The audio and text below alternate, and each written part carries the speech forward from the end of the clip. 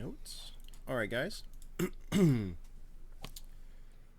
At the beginning of this here adventure, we find another chapter in the diaries of Capron Brackenwood. Capron, would you like to please read your final entry in this season? Final entry in the Journal of Capron Brackenwood. Season 1. Damn it! Damn it! Damn it! Shit! Damn it! The brave heroes left the Orcish stronghold, with good man and stellar friend Counterspell Kyle. Taku bravely volunteered to escort our new acquaintance back to the AA. In the meantime, the Noble Four, as I like to call them, sought to get to the bottom of the mysterious murders in the town. The beweaseled Grumbles spoke with a guard that directed our friends to speak with Thaddeus, the coroner. Hearing the tale of the horrors of late from the scarred man, the four champions set off to chase down any clues about the identity of the devious serial killer. First, they consulted an old barfly, then a brothel madame. Before long, they were stomping through the sewers, looking for clues. Having braved the terrors of the underground, they discovered a secret door. Inside was Latimer, trapped in undead purgatory. He knew who the killer was, none other than Thaddeus. Before the four could confront him, the gruesome discovery was made. The man Thaddeus was not a man at all, but some sort of man golem, piloted by the original cave nutter, Corin. He ran. He escaped again. I couldn't catch him. I lost him again. I still couldn't stop him. We find our heroes exiting the town of Pain, which is the designation that town has.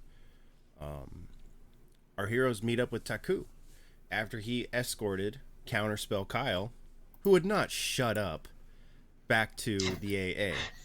He told Taku of tales of far-off lands, great adventures, none of which are true, but are amusing.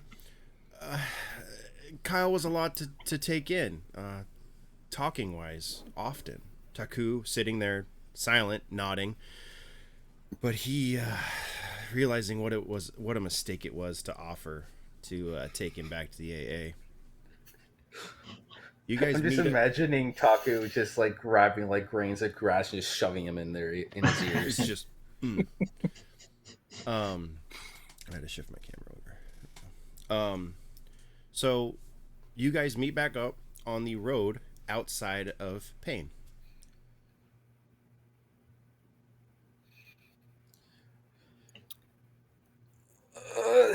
Taku, I have a very important question. Yes. Is Kyle safe? Did he make it okay? I somehow managed to not kill him on the way back to the 8. Oh, my friend, I would challenge you to try. I mean, he is a tough I walk cookie. over and just give Taku a high five and be like, good job, man. I appreciate the hard work. Fantastic. So, Lads, we have to talk. Corin is at it again. Yeah, we need to find that little half pint and stomp him into the ground. We let him go last time. We let him go in the cave, and we didn't catch him, and now he is grown so much more dangerous, and he's hurt so many more people. We have to stop him somehow. I would agree with you. It seems like he just gets more and more powerful every time that we see him, and we need to stop this guy because he seems like he's just crazy, but there's some kind of structure to what he's doing. There's something behind it. Do we have any idea where he's going? You know who might know? If we speak with the Gnomish ambassador back at the AA, they might be able to point us in the right direction. That's a really good point. I didn't think of that. That's smart. Okay. So do you guys That's a lead. Want to go back to the AA? Is that what your plan is right now? That sounds good to you guys? That's the best plan we need we've to got. regroup. I think so. That's a Not. Big deal.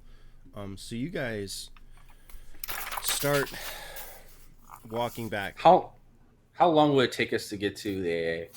Say about 3-4 days. No, Okay. I mean, we'll do the spinning pinwheel and have it be like doo-doo-doo-doo-doo-doo, and you pretty much get there. So are we going to be walking back? 3 days ways. later. Most ways, then you'll have to hop on with Raka. Okay. Because I was just thinking if there was enough time, like Morgan could work on people's equipment or something. Not in this exact instance. This is not a circumstance where you have enough time. That'll be more for, just to straight up say it, Levi, that'll be something that happens in between season 1 and season 2. That'll not be something that happens during this session. Okay. So you guys start walking back to the AA, heading back towards where you've met Raka before. Who's leading the party? I'm feeling pretty heated. I think Capron would probably be walking in I was front. kind of thinking Capron would be stomping away. Capron, can you go ahead and just roll me a random luck check, please? Oh, I love luck checks. It occurs to me. Capron if I doesn't seem don't like a very have lucky person, though. Wow. Yeah. Shut up. You Right? Shut up. you have no 13. idea. You have no idea. You know, the but infamously lucky 13. the hilarious thing is I set that up that if you roll a 13, you have a very peaceful journey. I said it. There is nothing. You hear rustling off in the bushes on occasion, like something is trying to follow you, but nothing is quite brave enough to jump out after you. After your many exploits, there's a definite fear amongst the King's Men and King's Guard and various werebeasts of your guys' party, so they know not to step in and try and take you on without a superior number, and you would assume that their number is not more than the 5 that are currently with you. So you guys meet up with Raka, and Raka is his same jovial self. Hello everyone, how are you? Hey, Raka, good to see you again. In a small solo cup, there's a recording stone playing on a loop of Capron saying, I'm sorry, I'm sorry, I'm sorry, I'm sorry, I'm sorry, I'm sorry, I'm sorry. And Raka's just like going with it, just like, this beat, yeah, like moonwalking across Raka, there while he's cleaning his shit. My old and dear friend. What up, goat man?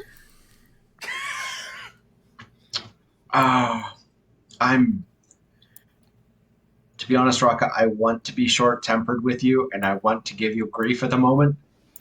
But right now, I think you'll be happy to hear something. We were able to confirm the rumors about Latimer, and maybe that's not great news. To find out that he is not Wait, Latimer's alive? that dead, but he's actually somewhat alive, but in a state of nigh immortality between life and death. Wait, is he okay? He's not currently in pain, but his will is not his own at the moment. Who did this? We know who's responsible, Who did this? and to we him? want to shut them down. Who did this to him? Who did this? Who did this to him? Who? Corin the gnome. Can you take us back to the AA so we can get to the bottom of this? Gut him.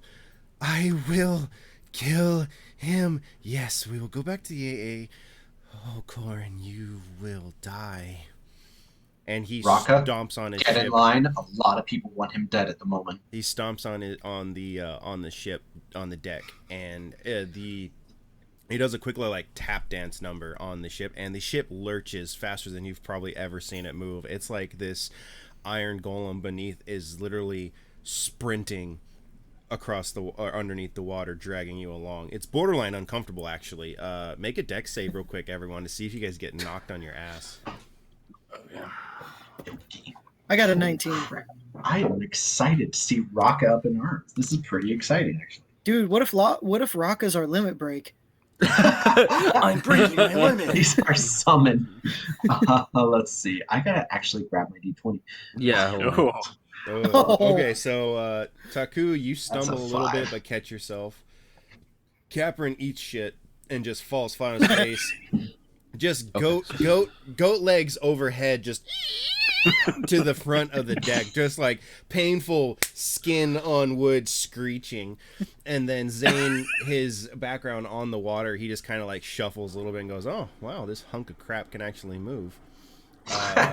Grumble, you also just kind of stumble a little bit and grab onto the deck railing, but you're good enough. Man, is this what it's like when everyone else is raging? Jeez. Okay.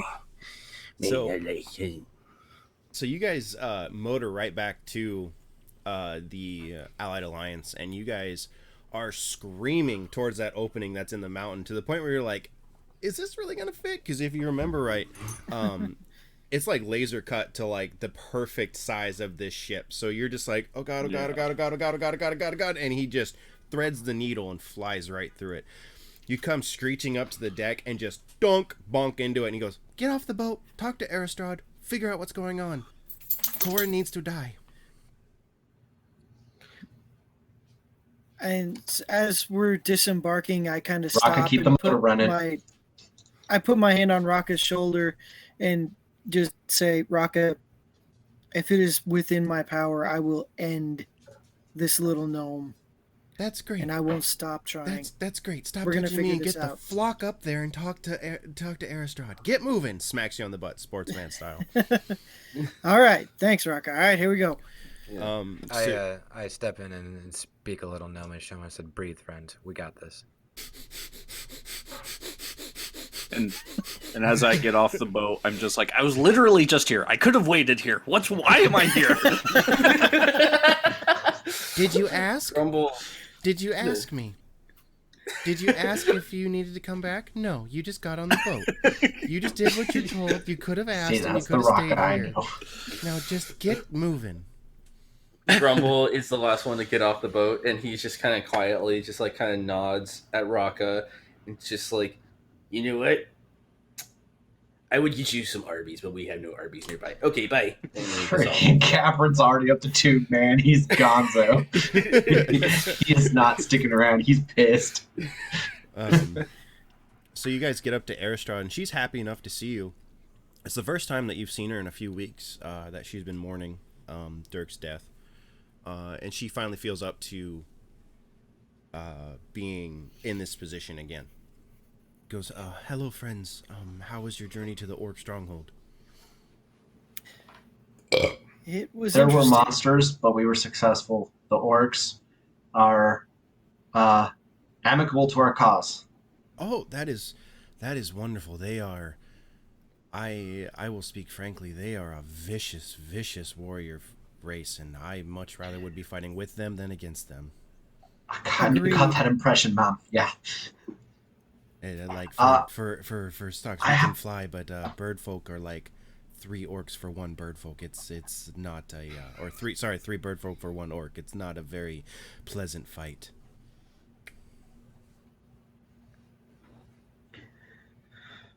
What was the name of the diplomat? The gnomish diplomat. Oh, jeez. And look back through my notes. So you guys wrote that one down. Right?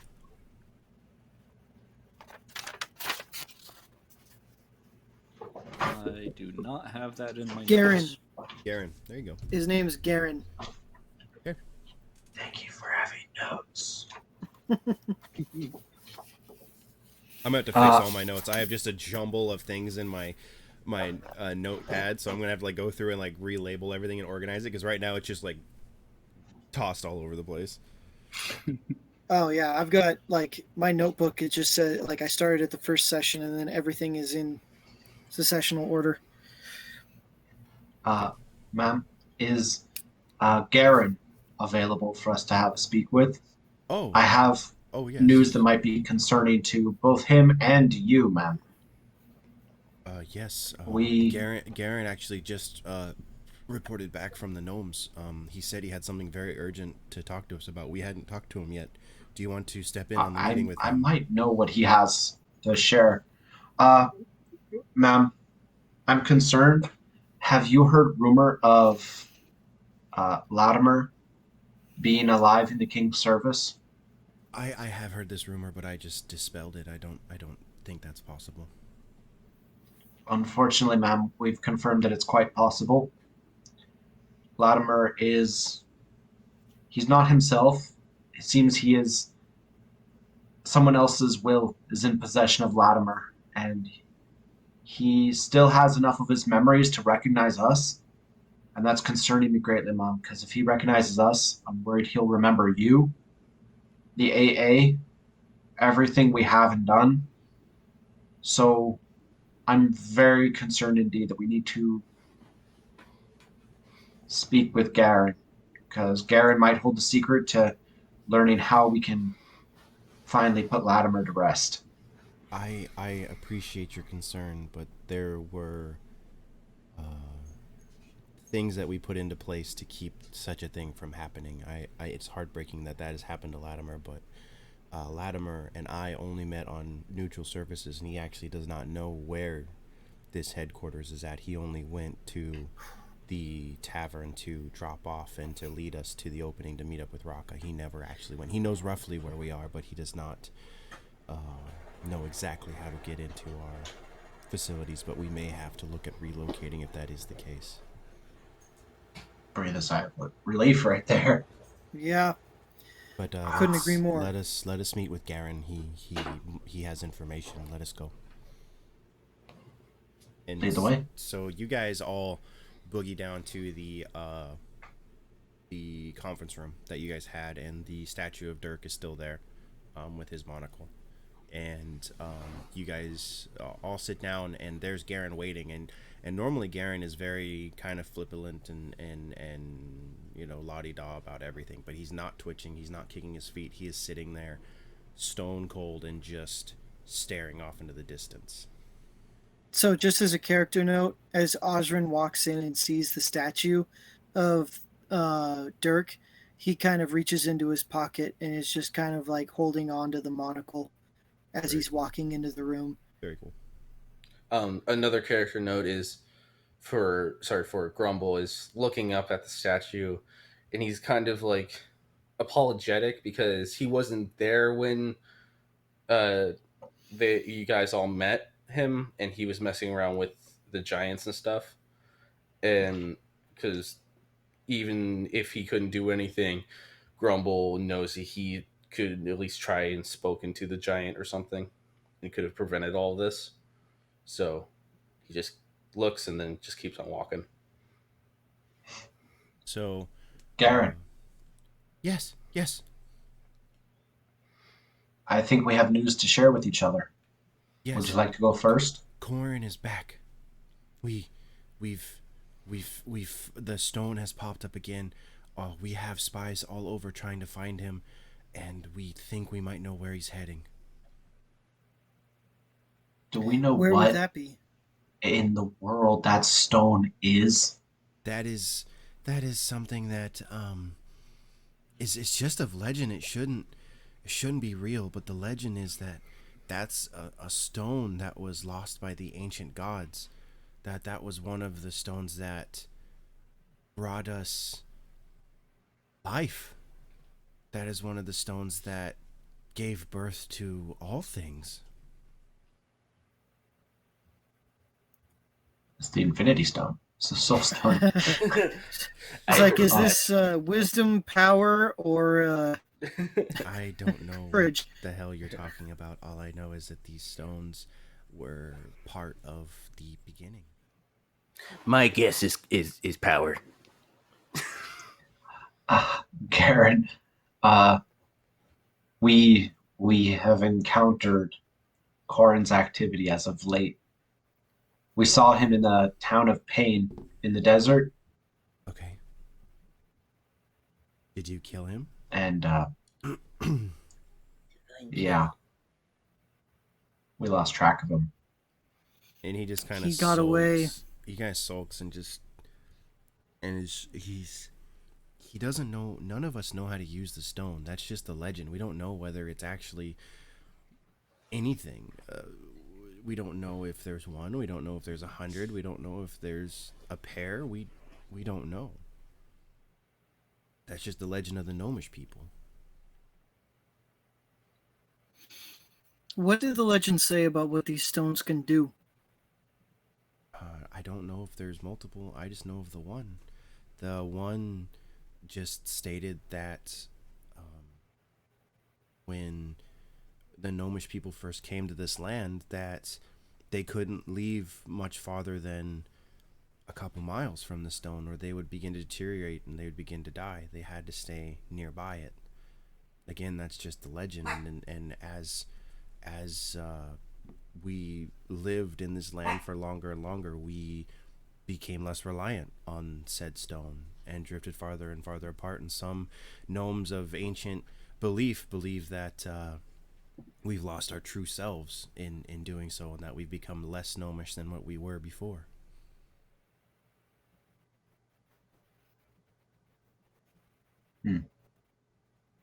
But again, that's just stories. No, this is a legend that's several thousand years old. I don't know. I see. The present becomes the past, fades into history, and history becomes myth. There's always a kernel of truth in these stories. So it would be wise to listen to these stories and keep our head on a swivel if we're going to be dealing with Corin and this power. I'm sorry, Garrus. Garen. It was very abrupt of us and inconsiderate not to inquire initially. How's the Gnomish people? How are they doing? The Gnomish Corin people had grievances with them. Are they okay?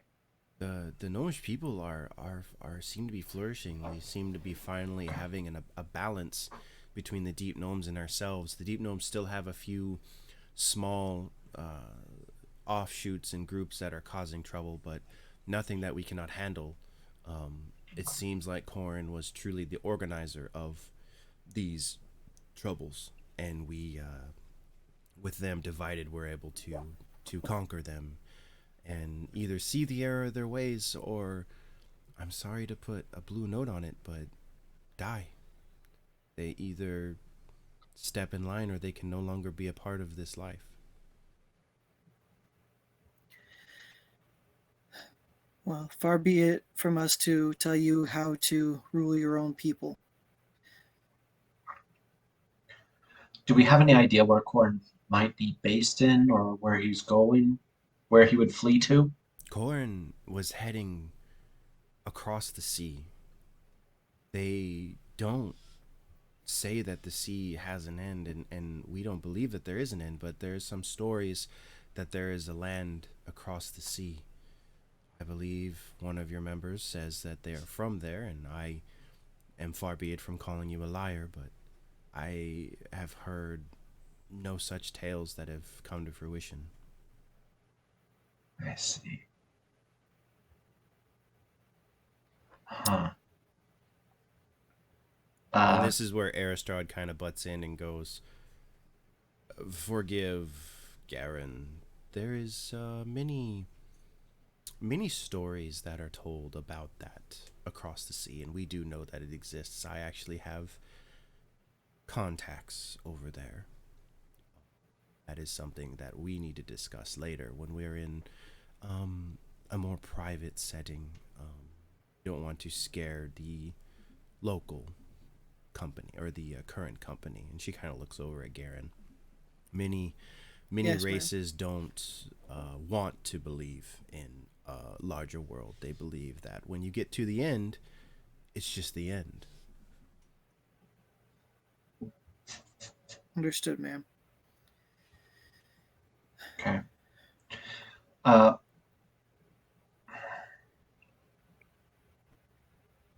Let's find the last place he was spotted. Hunt him down. Where was the last place where was the last place that he was seen? The last place that we saw him, or that was seen, was he was boarding a ship in the city that is just located on the edge of the endless sea. That city is called Thassa's Wake. Fassa's Wake. Fassa apostrophe S Wake. Wake. More of a port town than anything, but apparently he was trying to charter a boat there.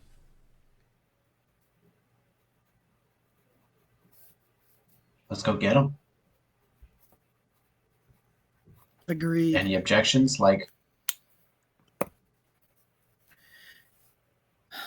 How fast do you think Rocket could get us there? he seems motivated. And I gotta say, I'm appreciating serious gnomes. So, No fluff. Just Garen- get to work. Garen kind of nods and she's like, excuse me, I must excuse myself. I have to get back in communication with some things. In case we find anything, I will reach out to you. And Aristrad steps up. You are excused, Garen. You may leave. And he kind of nods and dips out. And then she turns to you guys and goes, there are bigger concerns than just Corin at the moment. Corin is our main worry, but we have other things that we have to also take care of along the way. What might those be, milady? My sister, Aurelia, she lives on the other side of the Endless Sea. She's made a group similar to ours called the United Alliance, the UA. And we have reason to be concerned because if Corin is involved with the king in any way, and he's bringing back monsters from the dead, and he's bringing back creatures, and we need far more firepower and far more people in our army than what we have here. So yes, Agreed. My friends, we need to find Corin, but even more so, we need more people. How can we help you with this? You can travel across the sea. When you go across the sea, you can meet with my sister, and I will give you a map to find that location. Bring her this coin, and she hands you a white coin. Pure white. Give me 2 seconds, guys. Sorry.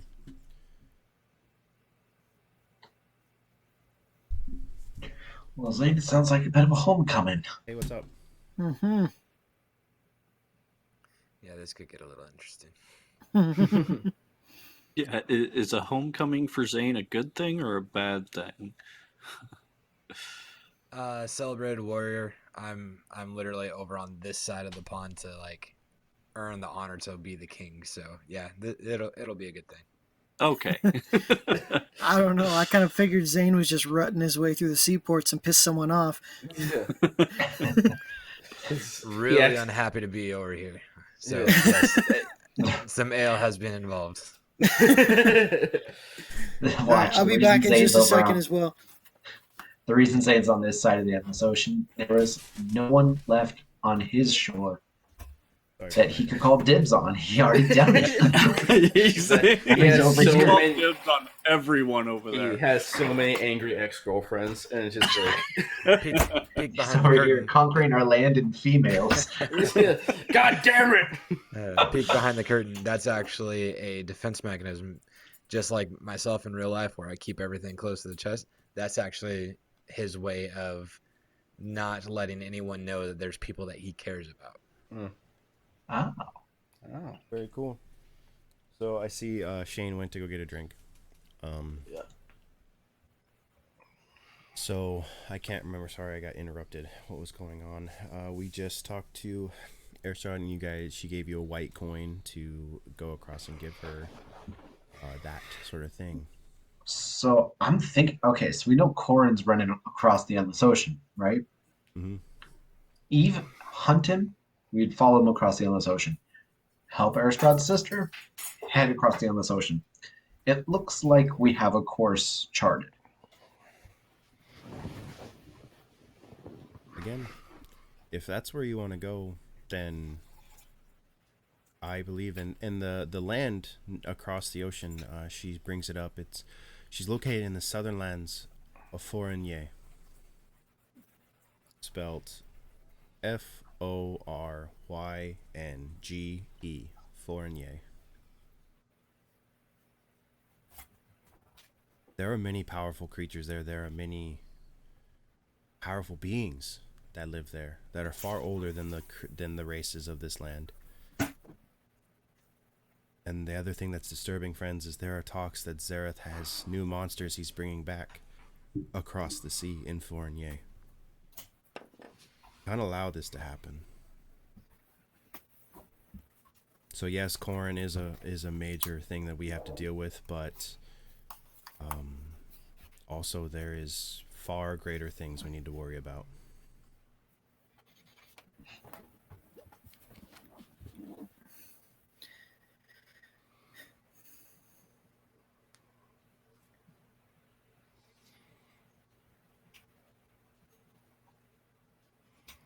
Guys,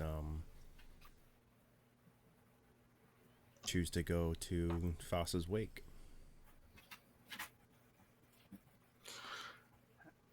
I think that's a good idea. Let's hit the road. Yeah. I mean, we got to find the. Okay.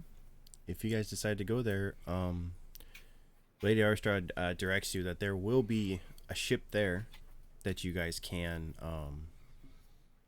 go to. They do have a ship that can get you across. It's called the Dusk Tripper.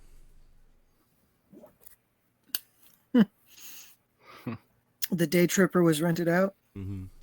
Or the Dawn Treader. There you go. Our captain is a lizard folk man named Lennox.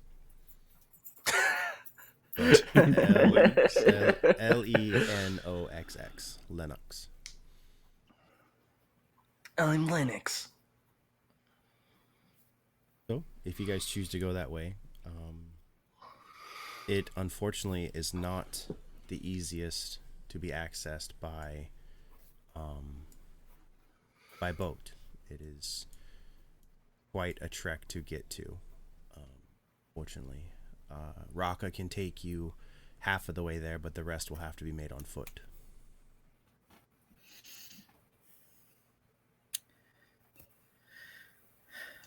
Let's get him. I mean, yeah, it seems like that's what we got to do. Okay. So when you guys exit the Allied Alliance, you guys are given a like an allowance of 200 gold each. Yeah, how did we score for our mission? Scored quite well. Unfortunately, Corrin did get away. There was a way for him to be caught. What? But you did score well, hence the 200 gold. Usually it's a 150 gold flat rate. No one else died, which was a bonus, why you got the 50 gold bonus. There was also, I will be frank and but peek behind the curtain, there was also a way that another person was going to die, and that another victim was going to pop up, depending on where you went, how you went, and what you did. So you guys didn't do bad, but you also didn't do perfect either, so it was right down the middle. Hey, I got 200 gold for bringing Counterspell Kyle back to the AA. Honestly, That's a pretty not, hefty Uber fee. Honestly, Taco deserves more having to deal with Kyle. I mean, like at least 400 to 500. Like The amount of self-restraint displayed. it's going not to go. Chick, chick, chick, chick. Oh, Kyle, look at that over there. Does that look As- like 6 daggers So coming as at you you? guys Weird. start I making kind of back want to your find Kyle. I mean, I'm still on the island. I'm gonna go hold see how your he's doing. horses. Just hold your Cameron's like, freaking yo, horses. I know someone we can get that's just as powerful. Just hold your horses. I got you. So you guys start heading back towards Raqqa, and you jump down the tube. And goes thump, thump, thump, thump, thump, and you all land down on the foot of the dock. And you're standing there, and Talon is standing there with Counterspell Kyle. What the heck? And Hey guys, how's it going? Good to see you. it's going pretty good. I got Kyle here, my new main man, and they fist bump each other. And This guy. and we're getting some new defenses set up around the Allied Alliance, so you'll be able to no one will be able to just come right on in. And Kyle, Chaku has told us all about you. We love you, and he's your best friend. Taku, it's your buddy. Go and hang out. Capron immediately is jealous. He's like, I use Mage Hand to have one of my daggers hold one of my daggers at Grumble's throat. Oh, thanks. I need a good ring on my beard. I walk up. I like shake hands. Kyle. I'm like, Kyle. Good to. Talon's the man. Listen to Talon. Be the man. Listen to Talon. You listen to Kyle. You guys are great. Oh, yeah, man. We're going to have some awesome freaking security, and this place is going to be wicked. Cowabunga, dude. Why do I feel Kyle's gonna set up like rave lights and all that, like strobe lights? Oh my god. So, They're called dude, blinding light. dude, what you need... Okay, when you guys come back, what you need to do, okay? If you don't do this, you're gonna have a bad time. What you need to do is you walk up and you put your hand, right? This is this thing that's attached to your arm. You put your hand against the wall on the white pad, and then you speak your name and something only you would know, and then the door will open. Can I try it? Go for it, little dude. Little? What the fuck? Okay. Grumble like side eyes and like, bitch, I will let you out. I will counterspell everything you do, little man. You can't counterspell a fist in your throat. Anyway. No, but I can barbecue you like chicken. Grumble then puts his hand. He's like, okay, Morgan Grumble Gam. What's something I? My favorite toe is my middle one. And then the door opens. Yay! If you want, You guys can try it. all You guys try it. imprint something. That is something now, Grumble, you are permanently imprinted with. Do not forget that or you will die, dude. Oh, I won't forget it. My favorite toe is always my pinky toe. I won't forget it. Wait. Oh God. I just want to say, like, my instinct to make friends with Counterspell Kyle. I'm feeling 100% about that. That was brilliant. I'm so happy. I've never felt more right about anything.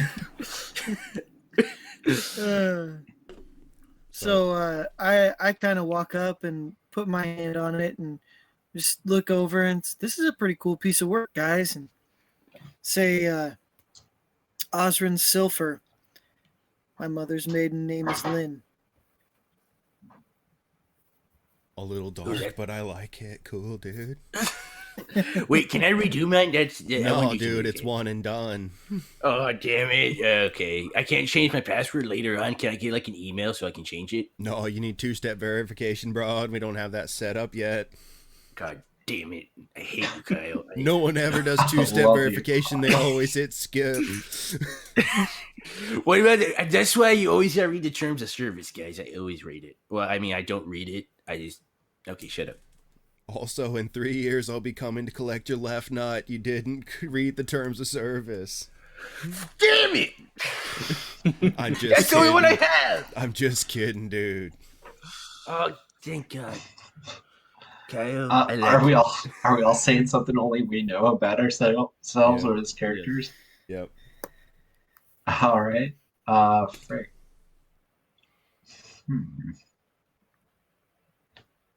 Capron walks up. He puts his hand on the white plank, and he's like, Capron Brackenwood. And I know more than anyone else that I despise beards. The fuck?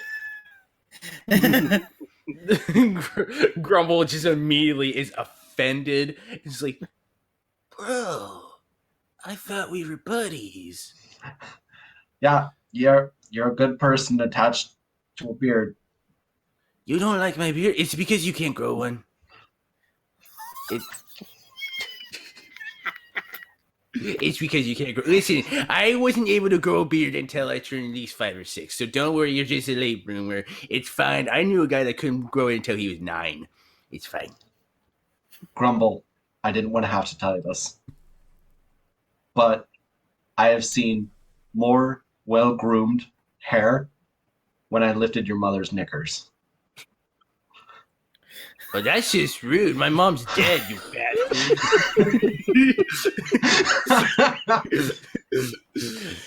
Also, Okay. and then Grumble pulls out his comb and starts brushing his beard. Like, Beard is like, no, don't worry, baby. No one loves you like I do. Taku, what do you say? Taku will go up to it and put his hand in front of it and say, I do not like the taste of mint.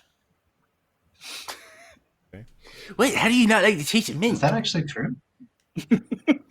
Okay, Zane, what do you... Shut up! It's weird, okay? Shut up. I just want to know what, how, what?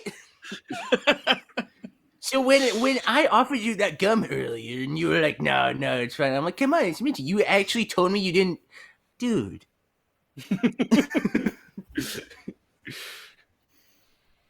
Walk up and say, "Death is not all." Okay. A little dark, but cool. It gets better. Okay. Grumble then goes, okay, I'm going to retry to see what happens. Okay, Mario Green Grumble Gam, Captain Brackenwood is my best friend. It happens. The Are door you, stays are you seriously super doing shut. that? You said that in Grumble's voice. Okay. Yes. Oh god. He's gonna die. Go Okay. for it.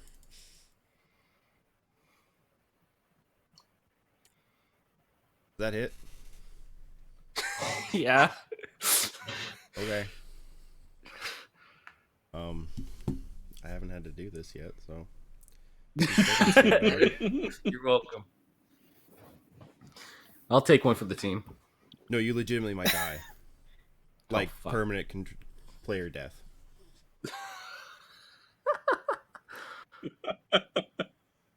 Damn it.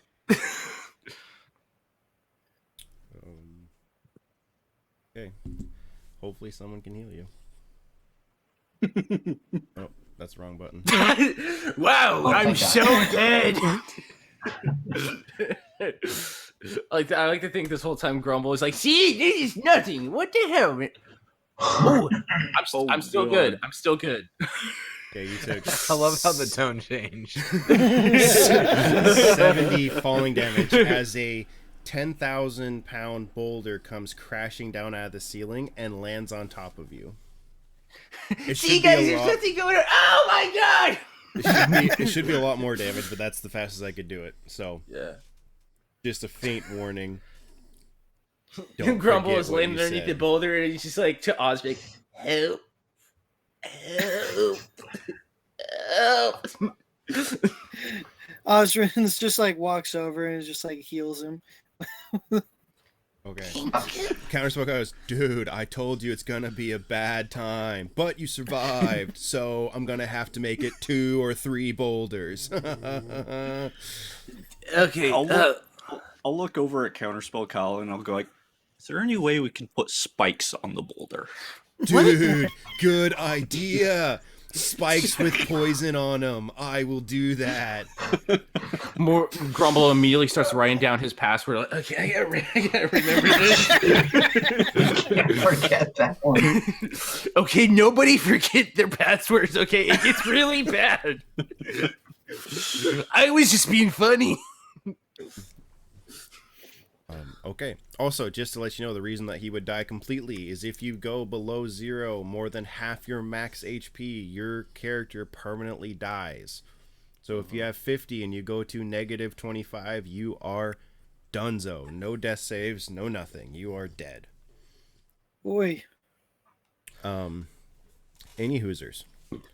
So you guys continue down to Raka, and Raka's observing all this and goes, "You guys are idiots." Yeah, well, you. I think we found the right guy to keep the island safe, though, Raka. Yeah, you did. Yeah, Counterspell Kyle, don't let that surfer thing fool you. It's an act. His intelligence Kinda bonus is brutal. like +7. He's a very, very powerful wizard. Hey, Luke, just a question, though. Yes. What school of sorcery is he? What wizard school is he? I actually don't know. I think I just set it up as transmutation, just a basic, and not transmutation. Wilds. I meant to be the wild school. I don't think I rolled any wild school magics when he did stuff. He was just like a generic mage, but then later on, I kind of created the character more because after it blossomed into something really cool, I was like, I want this character to stick around now. So I think he's going to be a school of wild magic.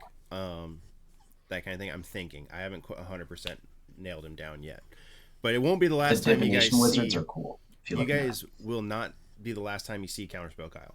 He is a staple at this point. So you guys go down to Raka, and again he goes, "You guys are idiots, and he is not to be messed with. Super nice, super chill, but will kill you." That was his first try. That's why we thought he would be an asset and why we sent him back here. Yeah, no kidding. Good job. It was a hell of a wake-up call, though. Let's hit the road, Raka. We have a destination. So don't guys take off again. A little bit slower this time, more of a normal speed. And he goes, "I am only supposed to take you so far, okay? So I know I'm only supposed to take you halfway. I'm gonna bend the rules a little bit. Are you guys good at holding your breath?" No. I can swim. I can swim pretty good. Okay, well, we're just gonna see what's gonna happen here. Wait, what? We're going for it. And so you guys, he goes, when the time comes, I'll let you guys know. Give you a heads up on what's gonna happen, okay? Oh God. I'm going to take this time really quick to choose my feat for the day, and that is to double my swim speed or whatever the hell it's called, and be able to hold my breath.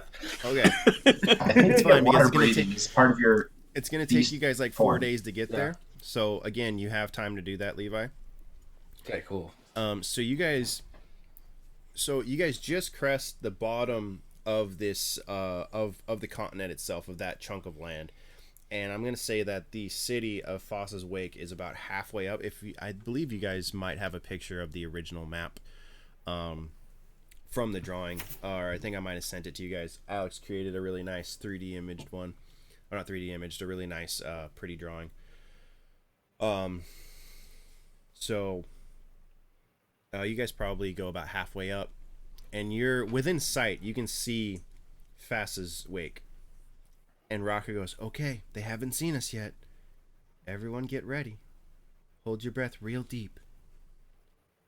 And he stomps the boat one time, and the boat goes and dips under the water. Does anyone grab onto anything? Oh yeah, I'm grabbing onto the side railing. Okay. Yeah. So I'm going to try to sequester myself in Raka's shop if I can. I'm worried about washing away. Grumble holds onto the side, but he's told he can breathe underwater, so he's just like, "This is fun, guys!" Wow. Osrin has taken the towel cape, the handy towel cape, and tied himself to the side railing. Nice. You always need a towel. Taku pulls out a couple of daggers and sticks them into his Raka's boat and holds on to his daggers. Oh yeah, Grumble puts his on the railing or whatever, puts the hammer between the railing, whatever, and holds onto each end. Beautiful. So, you guys go underwater. You're only underwater for about a minute, which I think you guys can all do because it's your Constitution modifier is how many minutes you can actually hold your breath. You're underwater for 2 minutes.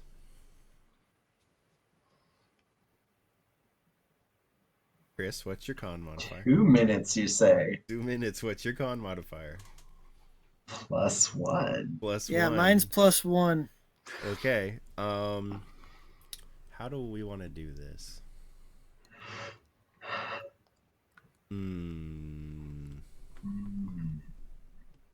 Give me a Constitution saving throw, Capern and Osrin. Wait. Okay. Can I suggest something? And it's a little weird. It's a little weird. Actually, you know what? No, never mind. Never mind.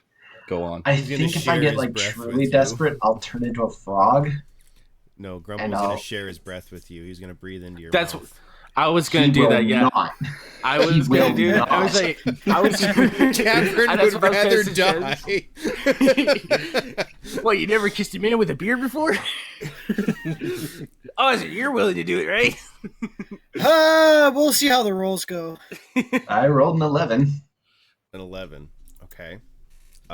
What is your max HP? 52. Okay, you lose 26 of it. Grumble is just. Osrin, like, what did you roll? Like, it's like piercing like his 16. lips. Like, 16. You only lose a quarter of your max HP. Oh, sweet.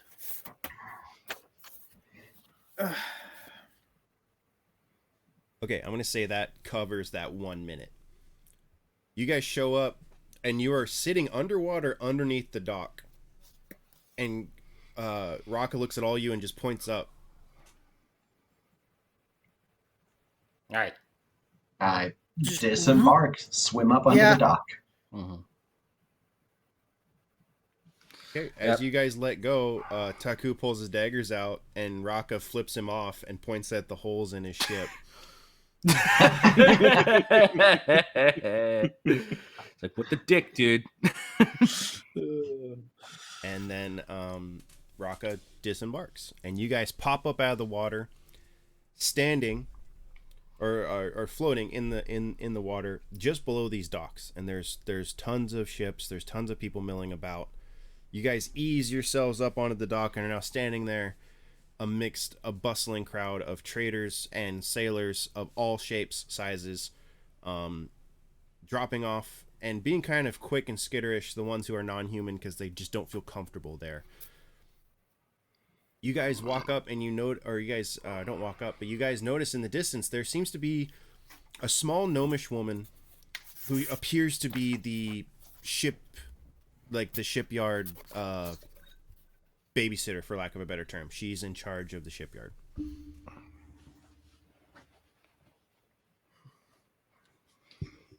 Oh my gosh, I'm an idiot. Yes, you are. I had the wrong sheet. Dummy. My constitution is 3. Okay, then you didn't lose any health. Okay. I was wondering why everything was looking all scratched out and weird. I just walk up to this. No. Okay, so you guys walk up to this gnome. Sorry, I had the lovely Ellie dropped off some things Ooh, on her way to her mom's house. I don't see anything, you- but okay. bring enough to share with the whole class? If you showed up, yeah. Only for showed people up. who are on time. Touche. Okay, your dog was sick. That counts. What if I told so you you that guys I walk was up just to I was this- walking my dog? You walk up to this lady, and she goes, "Hey, dudes!" And she's standing there. And Catherine, roll me a perception check for me. You know how good I am at perception? I'm like the most perceptive. That's a 15. Perfect. You stand there and you see that this is an old gnomish woman. Or, sorry, old halfling woman. She's not gnomish. I apologize. She's an old halfling woman. Standing there with a frying pan. Has a cook set, like a little kitchenette set up right there. And she's making omelets. And there is a chocolate chip cookie stuck in her hair. Ooh.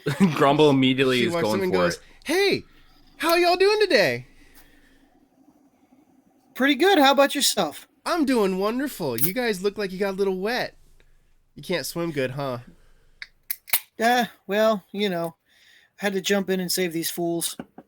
Oh, Yeah, I fell I would have just let overboard. him. I just would have let him drown. But okay.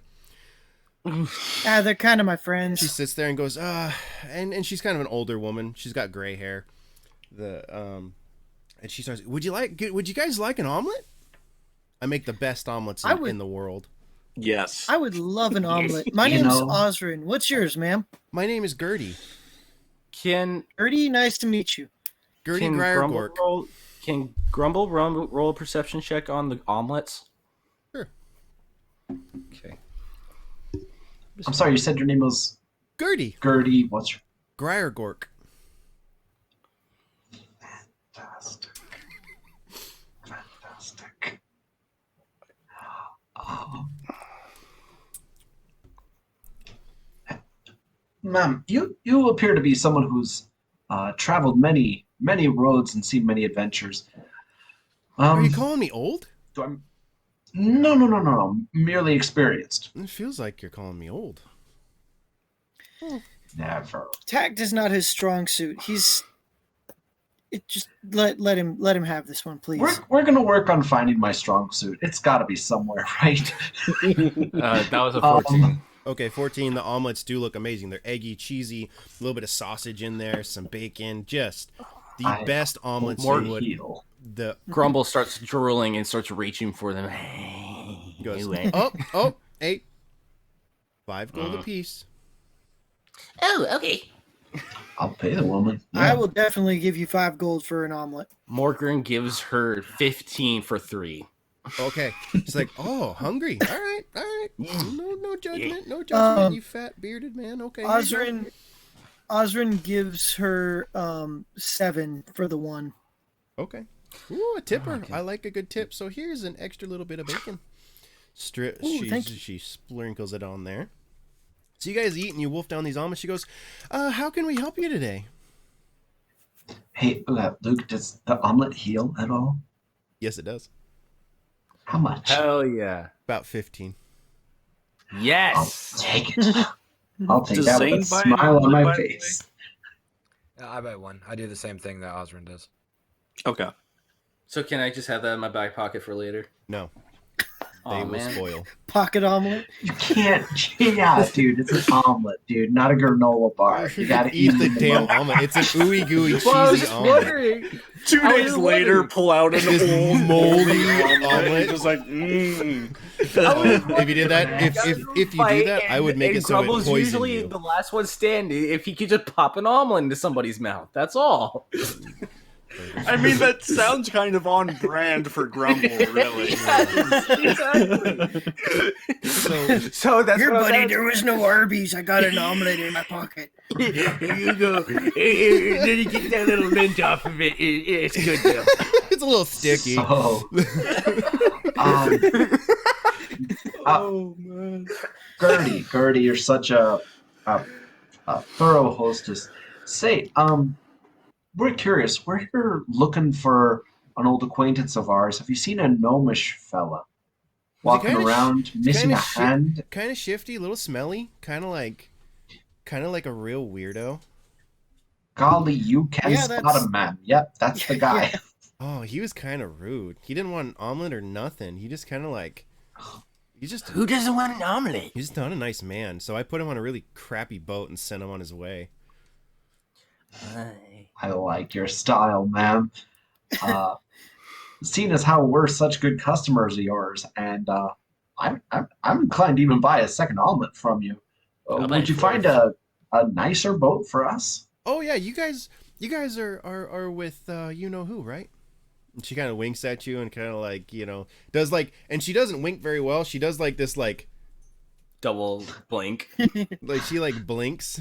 Yeah, exactly. Real nice tall bird lady. Yeah. You know her. Yes. Oh yeah, we go way back, way back. She taught me how to cook. Oh, Aw. that's awesome. So goes, yeah, we've got the dust tripper over there with Lennox. He's waiting over in the wings.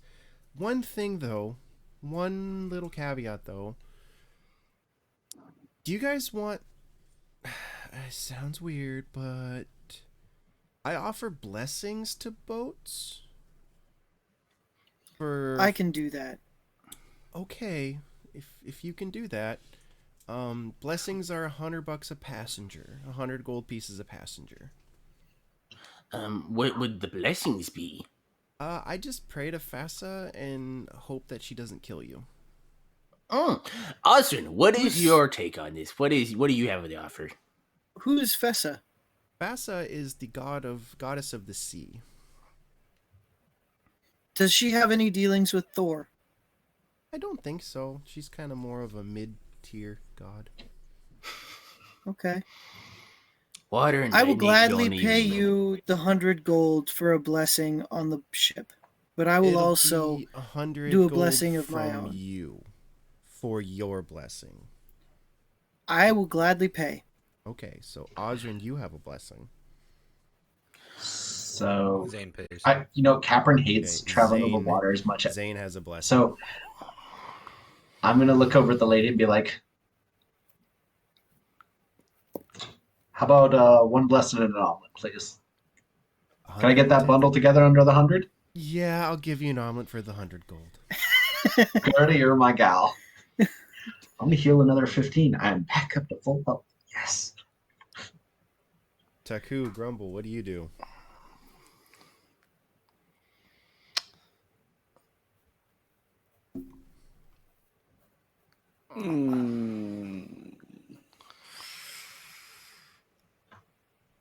I am.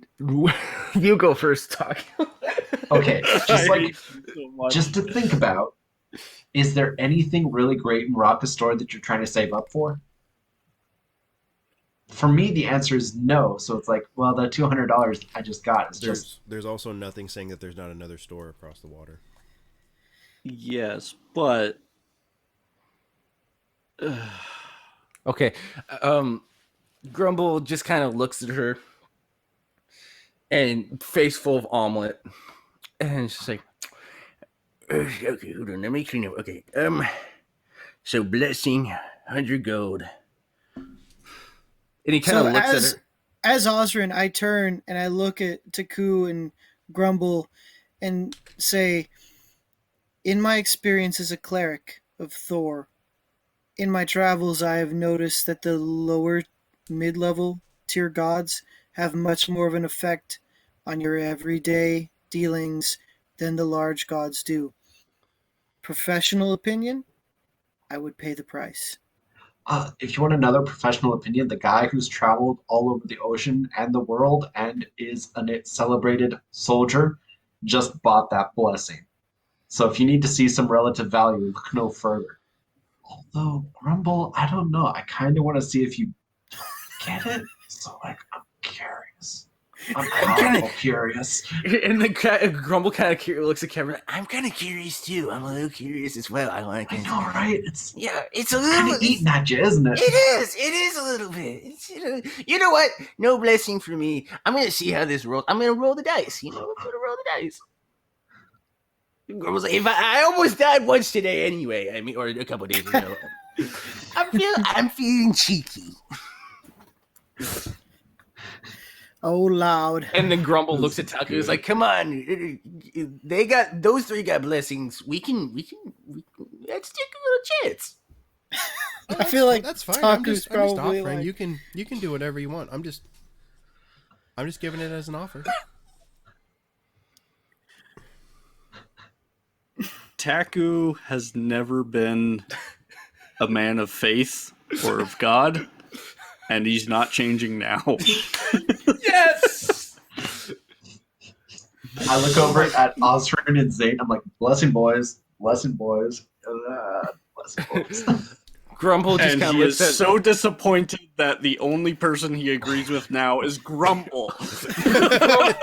Grumble looks at Osrid. Is just like, so what? You don't think Thor's gonna protect us, huh? Oh no, I think that Thor turns his attention to us when we're in times of need, but why anger a lower level god? I mean, I'm just busting. your Besides chops, man. I don't curiosity. really No, care. I know. I'm just Besides curious to see what happens. That's the thing. Grumble is more curious than anything. Hence the boulder falling on him 5 minutes ago. Yeah. Just giving that Exactly. You know what? I might be accidentally playing Grumble a little too much like Wes. So, you guys, 3 of you pay Gertie. He goes, all right, later, guys, and takes her spatula and smacks you all in the ass as you walk by. Ooh. Goes back to her regular ship duties. You guys, you can see your lizard folk captain standing there. He looks kind enough. He's definitely armored, but he's armored, but no real weapons. But he seems unsettled because he's getting stared at by all these other human travelers. You can tell he feels uneasy. Ahoy, Lennox. I'm Osrin. How are you? I am doing quite well. I'd really like to get the ever-living hell out of here. This place makes my scales crawl. Well, Hey. we are ready to depart. One freak to another. Let's roll. Heck yeah, let's go. So he like hops right on the boat. He's just like, screw this place. I don't want to be here anymore. So you guys all jump. Lennox, Yo, dude. would you mind if I bless the monarch of Thor? Give us good winds and save us out storms. Sure, you can do that. I mean, he doesn't really do much here, but you can go for it. I'm gonna set sail. You can do that on the way. All right. So as everything is kind of getting, the tackles getting thrown, the bowsprits being untied, Osrin walks up to the main mast of the boat and places his hand on it and just says, Thor, please give us fair winds and protect especially the idiots Taku and Grumble, because they know not with what they deal. Please give us fair winds and no storms and allow us to reach our destination without incident. Grumble raises his hammer and it's just like Thor, Odin's son. I know you got me. I love you. I look over at Osrin like, Osrin, if we get there safely, that means the three of us paid 100 gold for nothing. You know what? 100 gold for a peace of mind for my own belief system, I'm willing to pay. All right. Cool. If it ain't broke, don't fix it. That's what my dad told me before a boulder fell on him. Wait, a boulder fell on your dad and killed him, and then a boulder just fell on you and almost killed you? And this is the guy who's not looking for a blessing. I mean, he was a miner, okay? He mined things, okay? So it was part of So the your job. dad was very young when he had you? Oh my god. Yeah, kind of. I mean, but I was just saying, I don't appreciate this. It's Grumble, just- we need to have a long, serious talk one of these days. Let's talk right now. We got plenty of time. Let's go. No, not right I wanna now. talk. Come I on, can't. I What do you can't deal with you right now, or Well, ever I believe- really. Grumble, let's just let Taku have a rest. He used up all of his people skills on Counterspell Kyle. That makes We need sense. to let him recharge. That makes sense. I want to talk to someone, though. I'm really That's fine. Talk to me. Hey. Hi. Cameron's like, all right, bye. Go watch the opposite side, but Grumble is just like looking at camera like, oh, okay. Hi, Austin. Hey, Grumble, can you teach me some of your berserk stuff? I'm not very good in hand-to-hand. Oh, you want to get a little, you want a little bit of the beast out, huh? I just want to learn how to fight better, and I figure I'd like to practice when we got these ships and time where we're just kind of idle hands. You guys take off before you get too carried away with your idle hands nonsense. So you guys carry on, and you guys kind of spar a little bit. Osrin and Grumble, you kind of do your little thing. Osrin, very delicate, jab, parry, spin, that kind of thing. Grumble, charge in, knock the spear out of his hand and hit him in the chest with your hammer.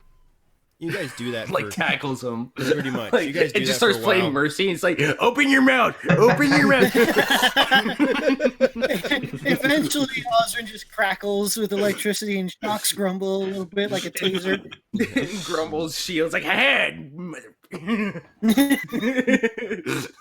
So you guys are floating along, and Lennox is driving. And he goes, "Something's not right. Like, these seas are not calm." And you guys are going, and the ship is bowing and bouncing and rattling, and this storm that appeared to come from nowhere is shaking this ship. How about you guys start to see a shadow under the water? Oh, It appears no. to slink up and then down around the boat and then back down and then around the boat and back down. When you guys finally Zane, get you got any idea what's going on? There's too many options. I'm not sure. Okay. Grumble. Oh, loud. Oh, god damn it! Why is there a giant thing? A giant lizard? For the record, that's the second to worst option. What was the first? Kraken. So you guys go through, and all of a sudden, out of nowhere, this sea serpent slithers around your boat. And let me see here real quick. See if it actually grabs hold of your boat. Because I do have an AC set for said boat. It does grapple the boat. It is wrapped up in the boat. This is why I didn't pay the fee. This is why I did. And you ruined it. I'll be 100% honest. Capron is closer to the truth. What? I said 100% honesty. Capron is closer to the truth. Damn it. I don't like it when that's true. So go ahead and everybody roll me your initiative, please, and thank you. Oof. Oh, Wowzers. that was a terrible initiative. Taku was a 6. Zane was a 16. Jordan, what's your dex score, please? 4. Sorry. Your dex is a +4. Oh, sorry. No, 2. I was looking at save. Okay, so your 18 is your initiative roll. Yeah. Got it. Grumble rolled a 23. Osborne So I would be was 8, 8. Okay. adding the dex. 18. Your dex is a +8. No, his dex is a +2. Oh,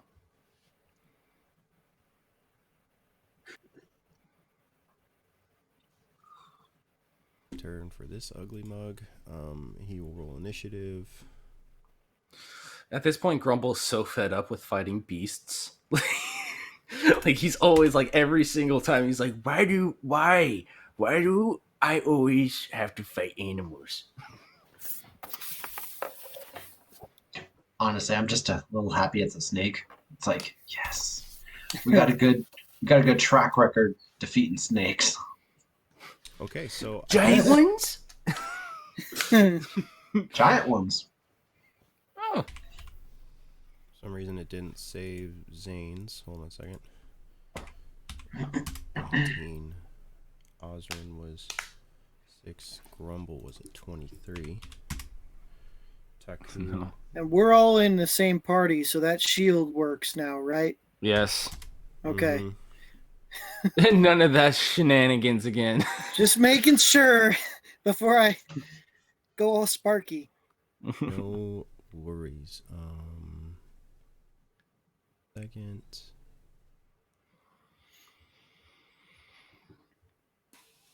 Okay. Top of the order is going to be Zane Picosti. No, sorry. Wait, what? The top of the order is going to be Grumble. Yeah. It put it as a 13. I don't know why I hit 23, but it saved it as a 13, so it threw me off. Okay. Go ahead. Its This thing is wrapped up around. Its giant head is sitting about 8 to 10 feet off the ground, and it snarls. This thing is huge. It is a sea serpent. It is a monstrous thing. I'll actually send you a quick picture in the chat of what it looks like. While this thing is wrapping around the boat, Osrin is immediately like trying to get a higher perspective. So he's like back on the poop deck, like just trying to see so he's not going to be in the middle of everybody. Yeah. And Grumble's just going to kind of like, because he's noticed that, him and Zane can take more of a hit and all that, and a beating kind of. He's gonna kind of signal to everybody else to kind of get behind the two of them. Just So to we're kind being of, attacked by Gyarados. yes, yeah, we're getting attacked by a Pokemon. Yeah, Go ahead and tell me. Watch out for that hyper beam. Do what you're Well, doing. that thing's my- freaking giant. my attack roll. Okay, I'm going to. I'm gonna. First of all, I'm gonna rage Mhm. and then reckless attack. Okay. So with advantage. So there's one. Okay. And then there's the other one. So 29. It hits. Okay. So then I'm gonna hit twice with my hammer. So let me just... Well, you only hit once. You have to roll for the second attack. Oh, right. My bad.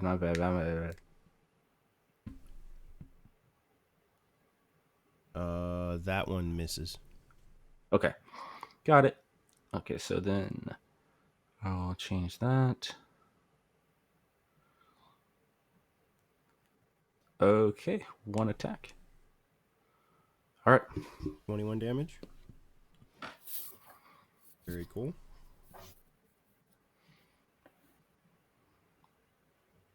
And that is my turn. hard. Okay. Next in the order will be Zane. All right, do my thing. That hits. All right.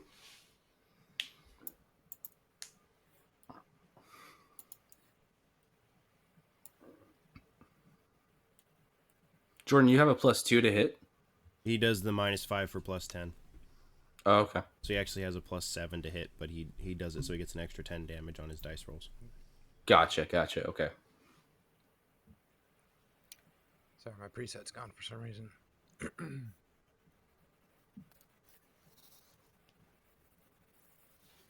2d6 +10 +7, I think. Yeah.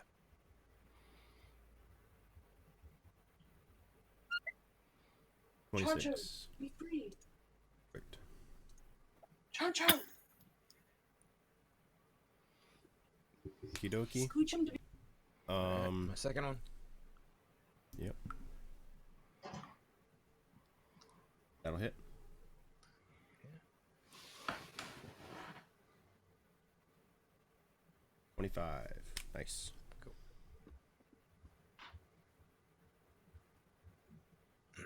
And that's it. Okay, dokie. Next in this order is going to be Osrin. Sylphir.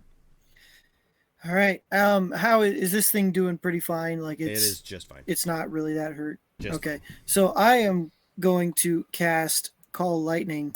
Okay.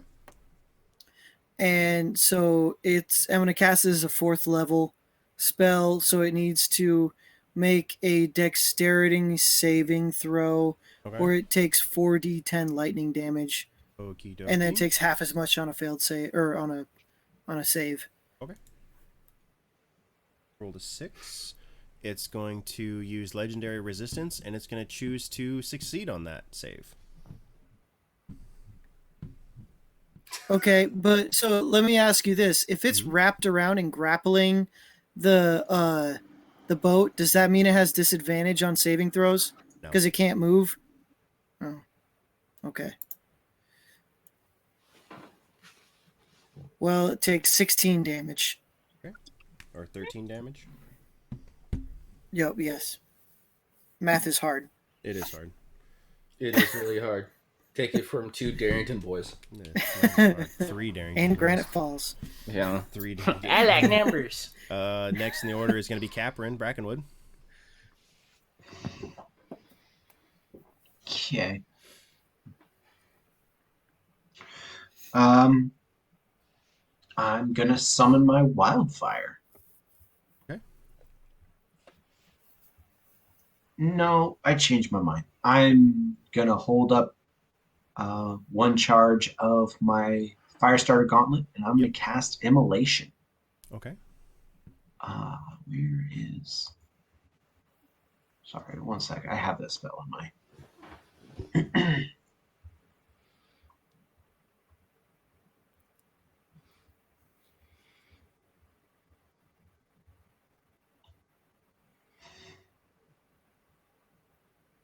or I don't. Wow, that's embarrassing.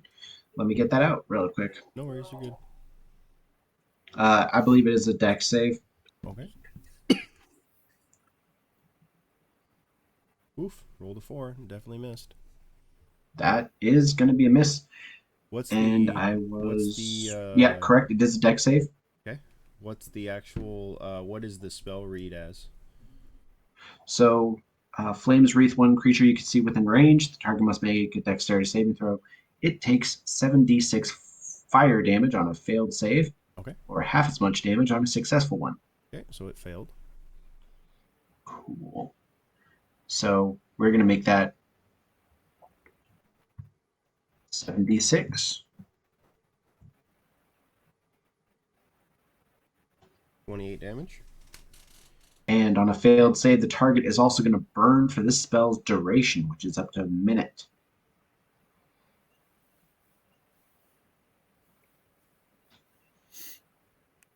These magical flames can't be extinguished through non-magical means. It's a good spell for a water creature.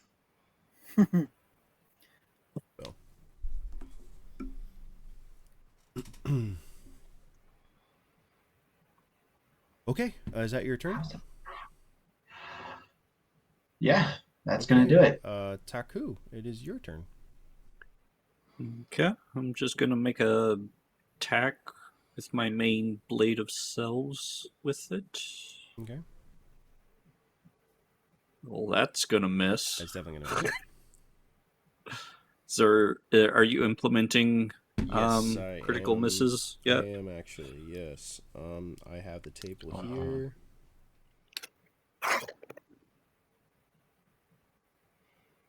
Go ahead and roll another d20, just a straight d20. D20. On a 5. Oh, that's a great roll. The weapon you attacked with has become damaged. It has -1 to attack and damage until it can be repaired. Oh, well, that sucks. So now it's only just a +5 that on your attack rolls. Okay. Good thing we have a smith with us. Yeah. I can fix that. I can fix that. Next in the order, is that your entire turn that you're gonna do? Yeah. Okay. Next in the order is going to be the serpent. It's going to do a bite attack. Well, first it's going to end up damaging the ship because it is ensnaring the vehicle. So the ship is going to take 36 damage. And there is HP How on the much ship. AC does the ship have? It has 250 points is the HP on that one. It just took 36. That's it's still going a lot for one attack. it's going to make a bite attack on Taku. But I didn't even hit it. But you don't have a blessing. Somebody should have paid. 27 to hit. It's going to take. You're going to take 3d10 plus 7. 30 damage. Okay. I can.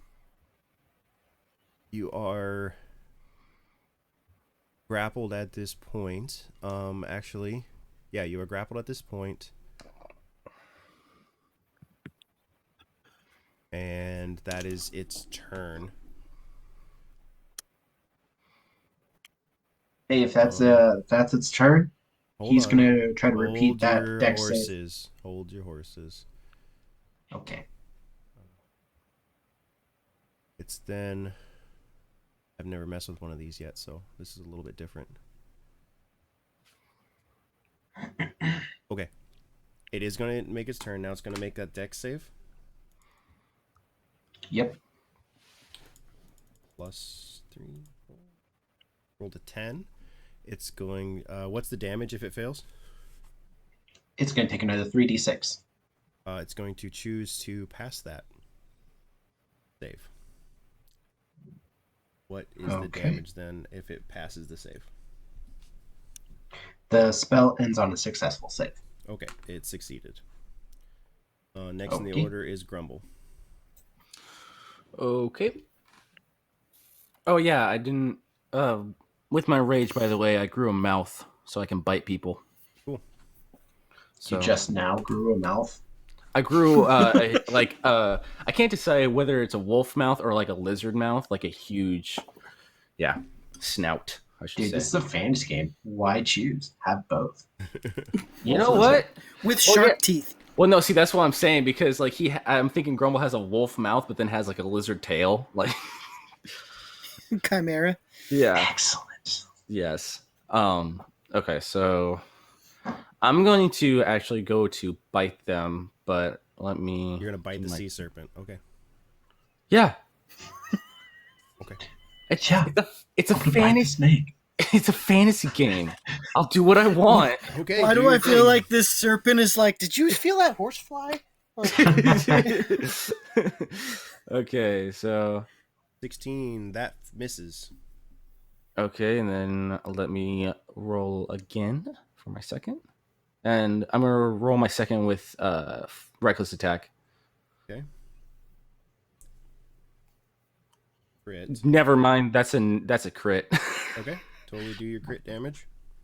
How do I do my crit damage again? It is double your dice. Actually, no, because we're from this moment on we're implementing brutal criticals. So what is your attack damage dice right now? My attack damage dice Yes, what do you is roll? it's a D8 for the bite. D8. Okay, so it's 16 damage automatically plus your modifier. So it's going to be, what is that? Your modifier is a +7, I think, on attack damage. Yeah, Okay, yeah, so plus it is 7. 23 damage off the bat. Now roll your 2d8s. Okay. Where's the +23 coming from? The plus 23 is the 16 automatic damage, and then the Okay, that's Then my total is 7. 37. You did it for me. Okay, perfect. yes, That makes it so much easier for me. yep. So Grumble just lunged at this thing and just started biting it. And this is the first time Grumble has revealed his mouth to anybody else. So, Perfect. Is that the It's end the of your big- turn? yes. Okay, cool. It's going to take a legendary action at the end of your turn. It's going to make a bite attack on Taku that it has already in its mouth. I need you to. I'm sorry. I'm just laughing at the fact that this Take that, Grumble. Yeah, but why? Yeah, exactly. Like Grumble, like, Does that hit? and then this thing goes. Taku, does that hit you?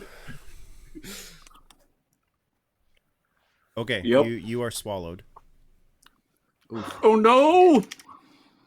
It's going to take its second legendary action and bash into the center of you guys standing right here. Everyone in that 20-foot cube needs to make a strength saving throw. So where is That's it? all. That's the Right here. Yeah, So that's all everyone it is. but Osrin. Osrin's the only one who stayed back. Okay. Minus Taku because A he's strength swallowed. saving throw. I have Plus advantage. 0. I have advantage So- on that. I have a quick question on the mechanics really quick. Okay. Is an attack count as your action, Yes. or is that okay? Attack is your action. Grumble, you rolled 22. You don't need to make another one. That passed your first one. Good. Zane, go ahead and make. Zane rolled an 8, so he failed. Caprin, what did you roll? I rolled my physical dice and I got a 20. A 20. Okay. Bullshit. Yeah. Dude, plus 0 for strength saves. I am amazed. Exactly. Okay, so everyone in that spot will take 12 damage. That failed. So only Zane failed, took 12. And you are knocked prone.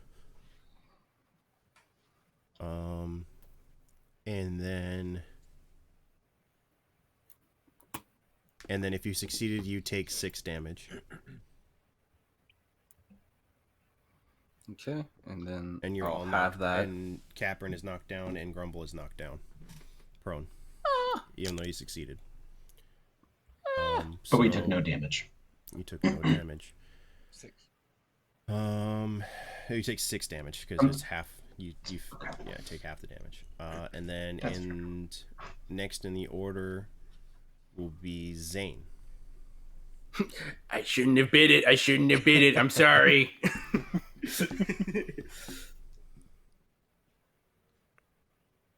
Come on.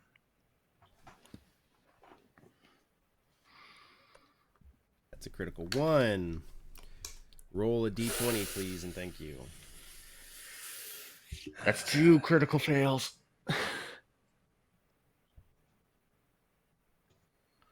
18. Okay. 18. You only missed, just barely. The sun was in my eyes, what it says. It's glinting off the scales. Yeah. Make your second attack. Second one. That is a miss. And that's it. Yep. And then next, at the end of your turn, it's going to make a bite attack on Grumble.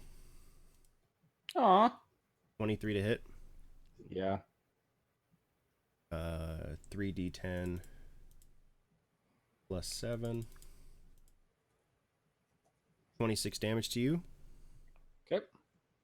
So I think 13 because you're in a rage. Yep. And then it's going to make a second bite attack at you, Grumble.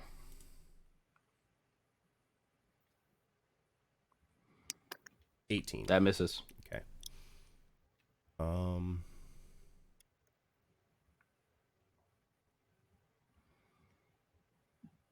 Then next in the order is going to be Osrin.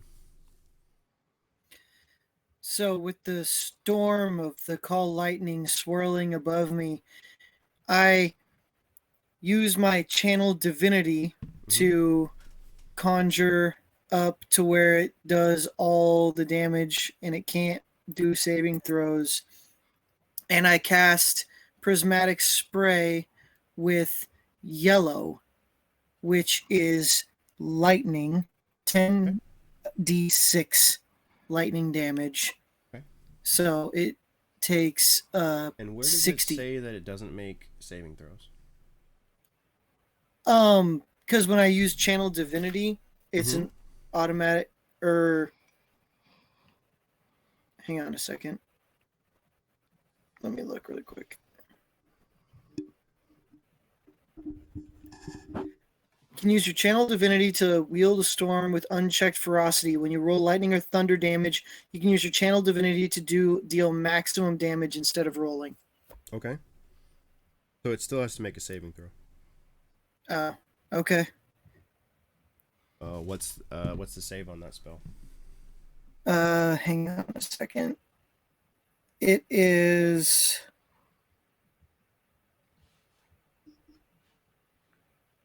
Constitution? I'm looking right now. Dexterity. Okay. Roll the 15. That saves. Okay. So it takes half. Bullshit. Okie dokie. So Takes it 30 takes damage. 30 damage. Okie dokie. Not a problem. Chip damage.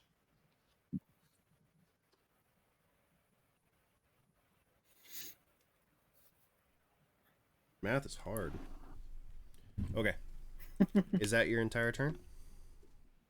Yeah, I just Okay. kind of like take another, like, just step back one step or so just to back up a tiny bit from this thing. Yeah, while it's blinded by you're it. way back here. You never came close. You were staying back Okay, there popping all off right. your stuff. So I'm trying to just keep distance. Yeah, I'll be back in like 3 minutes. Okay, you're good. At the end of your turn, it's going to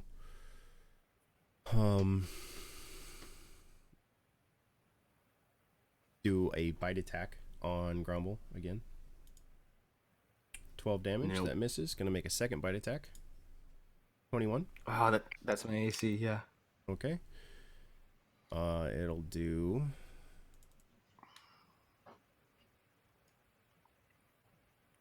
31 damage to you. Okay. So half to 16 or 15? Yeah, do 15. Okay. And top of the order is going to be, or not top of the order, the next in the order is going to be Caprin Brackenwood. Okay, Luke. Yeah. Can I see? Is this like sea serpent, like snarly, roary, and that kind of thing? Yep. You can picture it. Looks like it was Yep. kind of big, snarly critter. You just can't see Taku's down on the throat. Ah. We forgot Right, about right, Taku. right. I forgot about Taku. I'm sorry. I didn't Most forget people about do. Taku.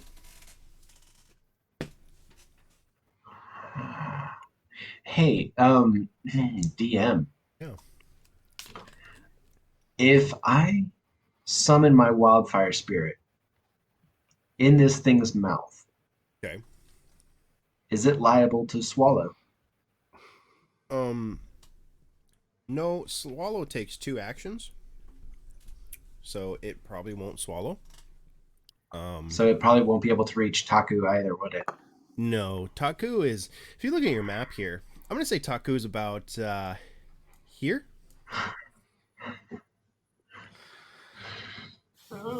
Sorry, Taku. I'm trying to think of a way to get you out of there, but realistically, I don't I mean, see this when's- happening. When's You my know next what? turn? The next one. Okay. Okay. In that case, Don't worry about me. Okay. I am going to summon my wildfire spirit. Okay. She's gonna come out. And let's see, where do I want her to be? I'm gonna summon her right bonk. How about right over here? Right in between. Yeah, I don't want her to be in an area where she's gonna get hit by that slam attack, or she'll pull attention. One of the two. So That is yeah. totally She's gonna be acceptable. over there. Um, And when I summon her, she's gonna show up.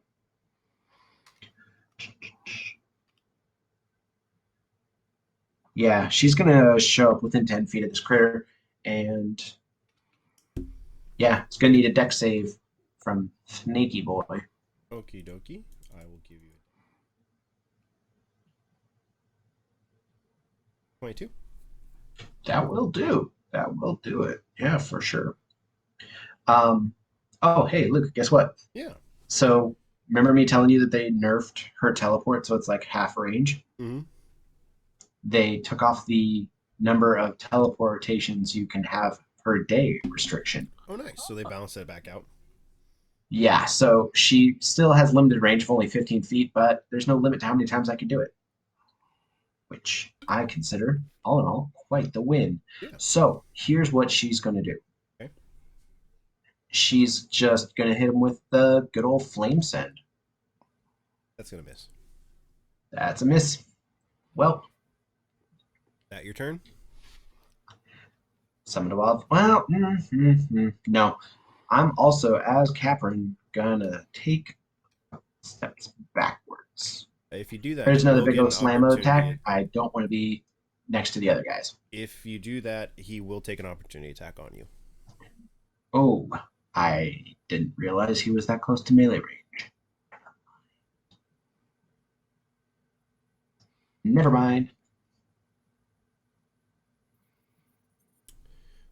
Okay, so that's the end of your turn. That's all I got. Okay, it's gonna make a bite attack at the end of your turn with this legendary action on Grumble. I think it's 10. It's gonna miss, and then it's gonna make another one. 15. Wait, Luke. He critically failed. He should roll a d20. And what armor is he gonna do? What damage is he gonna do? What's it gonna break? You know what, man? He's gonna Okay, drop a okay, tooth. here He you go. loses a fang. Okay, here you go. I'll roll on the table. D20 right now. Boom. He rolled a 16 on his critical fail table. Let me see what the critical fail for that is.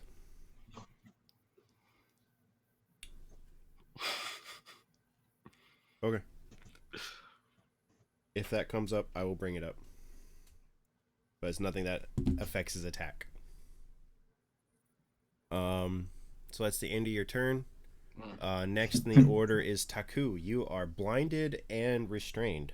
inside the gullet of this animal. So Yes. I'm deep inside them. Yep. Can I use my boots to Misty Step outside of him? You cannot, because Misty Step is a line of sight spell. You are But I blinded. can use Misty Step to pass through walls and such. You can only use Misty Step through a short range. You can, but I will have you roll a d4, and you'll randomly either pop up 30 feet underneath the water or 30 feet straight up in the air. Okay. Balls. And I'm restrained, so I can't attack either. Yep. Your movement is 0. You are blinded. You are restrained. Really quick, Osrin, can you hear Luke? Okay. I can't hear Oscar Because- right now. Yeah, because Luke is here. You guys are talking over each other. So Yeah, Let I've me- noticed that. Let me reconnect real quick. Okay, how about now? There he is. Okay. Ah, Okay. I'm gonna reconnect. I already did it, so you should be fine. Okay. Well, he was That's echoing. Oh, you're echoing. 1 2 1 2 check Hello? 1 2. But Hey, there it is.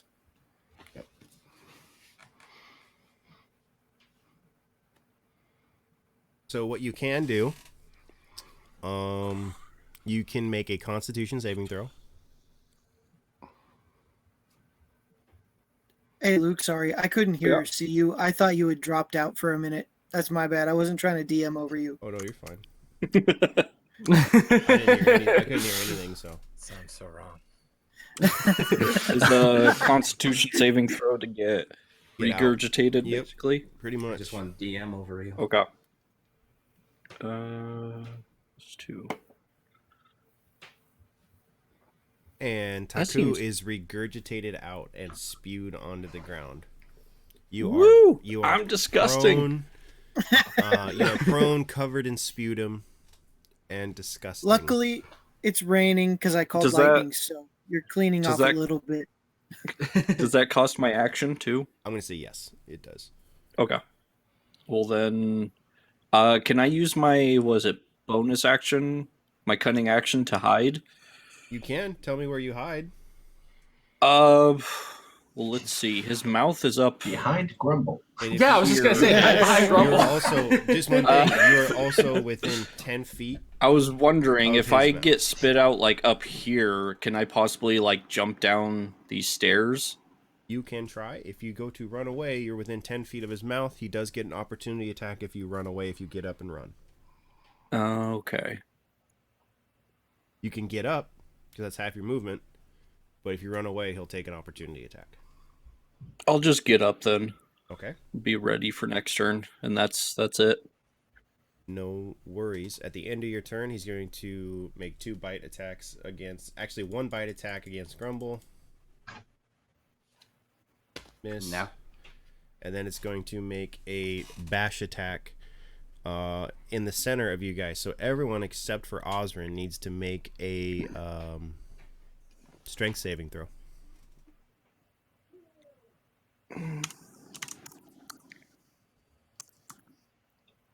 That's the Capern I know. Yep. Okay, I had advantage, but I still roll a 13. So Okay, so Zane and Taku pass. You only take 6 damage. Caprin and Grumble, you take 12 damage. hey. Sorry, I love being in a rage because it just halves everything. Yep. And then it'll be the Sea Serpent's turn. The Sea Serpent is going to crunch on the boat. Do another 36 damage to the boat. I imagine the worm is a little bit more because it's all sandy and stuff inside, possibly. And make a attack on Grumble. Why no? Nope, 20. that missed. That misses.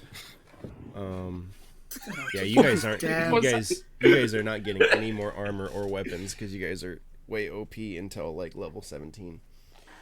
Oh, I'm not. And then next in the order will be at Grumble at the top. Okay. So, I'm prone, yeah, so I have to get up. Yeah, that's only half your movement. So Okay, so then I'm just gonna get up and then attack with my hammer twice. But then one-handed or two? Two. Okay, so real quick before you do your two and all that stuff, there's something I've glossed over before. If you attack with two hands, the shield goes on your back, and it is no longer in effect the lightning thing. If you attack one-handed with the shield, you get the shield properties and the shield bonus. If you attack with two hands, the shield goes on your back. You no longer have that AC, and you no longer are immune to lightning damage. Okay. So Can I re-equip it on a bonus action or something? I'll say yes, you can do that on a bonus action. Okay, cool. So then I'll just. You better make sure you remember to do that. I will. Watch the one time I forget to do that. Okay, so. Does that make Reckless sense, attack. right? You can't swing two-handed Yeah, and then just yeah. like magically have your shield back up. Yeah, no, I was thinking about that too, but I'm like, I'm not gonna mention that. Yeah, no, it's not your job to remember it. It's mine, so don't worry about it. Okay, I'm gonna reckless attack. So 17. Misses. Okay, and then second attack 20. Ooh. That hits. I gotta find out what your Okay. reckless attack does, because I believe I haven't been attacking you with advantage this next time around. Yeah, you haven't. Nope. Okay, cool. So I get to attack. So you got. Yeah, you get to do that. Advantage. Okay. Yep. Roll your damage for that one. Okay. Okay. 18 damage. And then I'm gonna bonus action re-equip my shield. Okay, there you go. End of You turn. remember. Okay, so at the end of your turn, it's going to make. Dabbing just kills me. You haven't been noticing I've been doing this whole time. Like No, for the I whole time know. we- It's just the first time I felt like So, commenting on it. I 23. hoped if I didn't acknowledge it, it would go away. I've been Yeah, waiting for you guys Taku to wants acknowledge to it. slap him for dabbing as So well. 23 is the attack on you, Grumble. 23. Yeah, Yeah. that hits. And then the second attack is a crit. So I made the first attack with advantage, took the 23. The second attack was a critical hit. Okay. So it'll be 3d10 plus 7 for the first attack, 16. Okay. The second one will be 37 plus 18, so 40. Oh my god. 47 plus 8 is 55, right? 55 So- damage. And I get to have all of that. So, So 22 is how much damage you take. 22. Okay.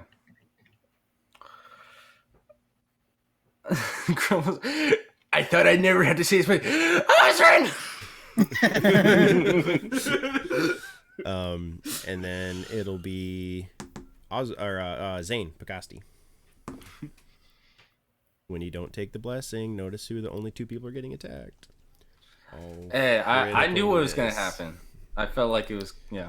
Roll a d20. I mean, for me, I dog. knew, but Yeah. Taku. Yeah, exactly. That's what Taku Hey, would have nice. done. Yeah, that's what I was 19. thinking. Like, I would have taken the blessing, but like Grumble, no. Cool. It doesn't affect this one. If you had two or more enemies, what a 19 on this chart says is you re-roll the attack for another valid enemy. If no other possible enemies, do nothing. So basically, you critical failed, but since there's only one enemy, you don't get a re-roll for a second enemy. But if there was two or three guys, you missed this one so bad, but you rolled good on the table, so you got to re-attack. So that's kind of how this He table just gets works. to that keep I his got. momentum and spin for the next Pretty guy. much. That's Yeah. exactly why I picked this table, because it's got, if you re-roll really good the second time, it'll save you, but if you re-roll really bad, it's gonna hurt you. Because number one, if you roll two nat ones in a row, you deal the maximum possible critical damage to yourself or an ally. Oh man, that's rough. Ooh. Youchers. And in maximum Zane's got to That's find good a to sea know. legs. in maximum Yeah. possible with a brutal critical like what Zane has, so 37 times 2 is 74 damage that he would do like Oh, right off the bat. Yeah. To That would just himself kill or me someone else. outright yeah. at full HP. Yeah, it'd be bad. Mm-hmm. So, Dang. you can roll your second attack. Perfect. 9. That misses. All right, I'm gonna take my third You're gonna do a surge. action surge, so you're gonna make 2 more Yeah. attacks.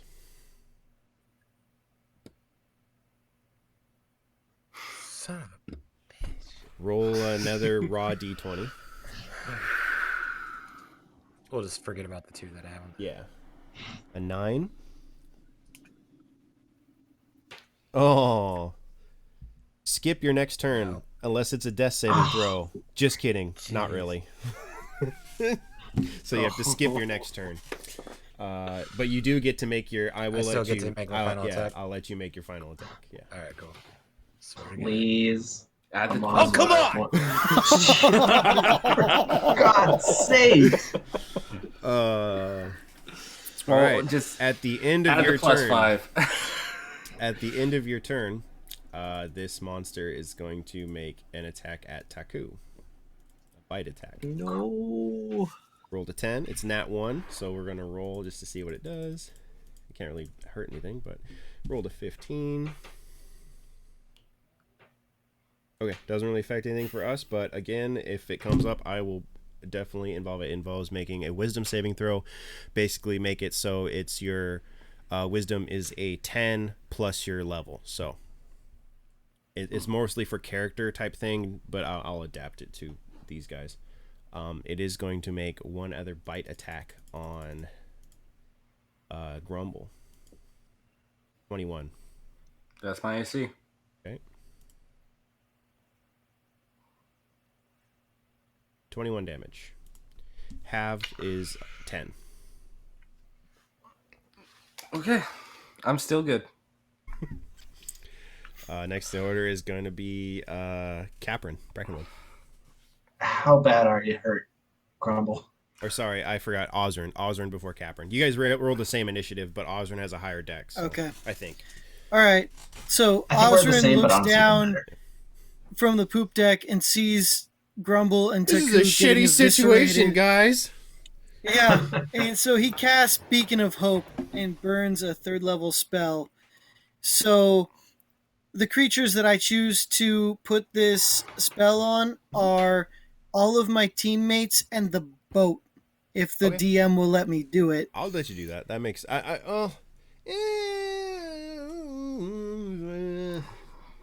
They gain advantage on wisdom saving throws and death saving throws and regain the maximum number of hit points possible from any healing.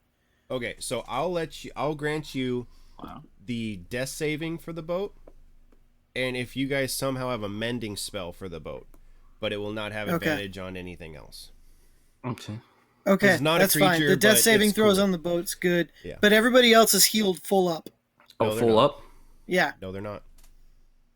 What? It It says says regains the maximum number of hit points possible from any healing.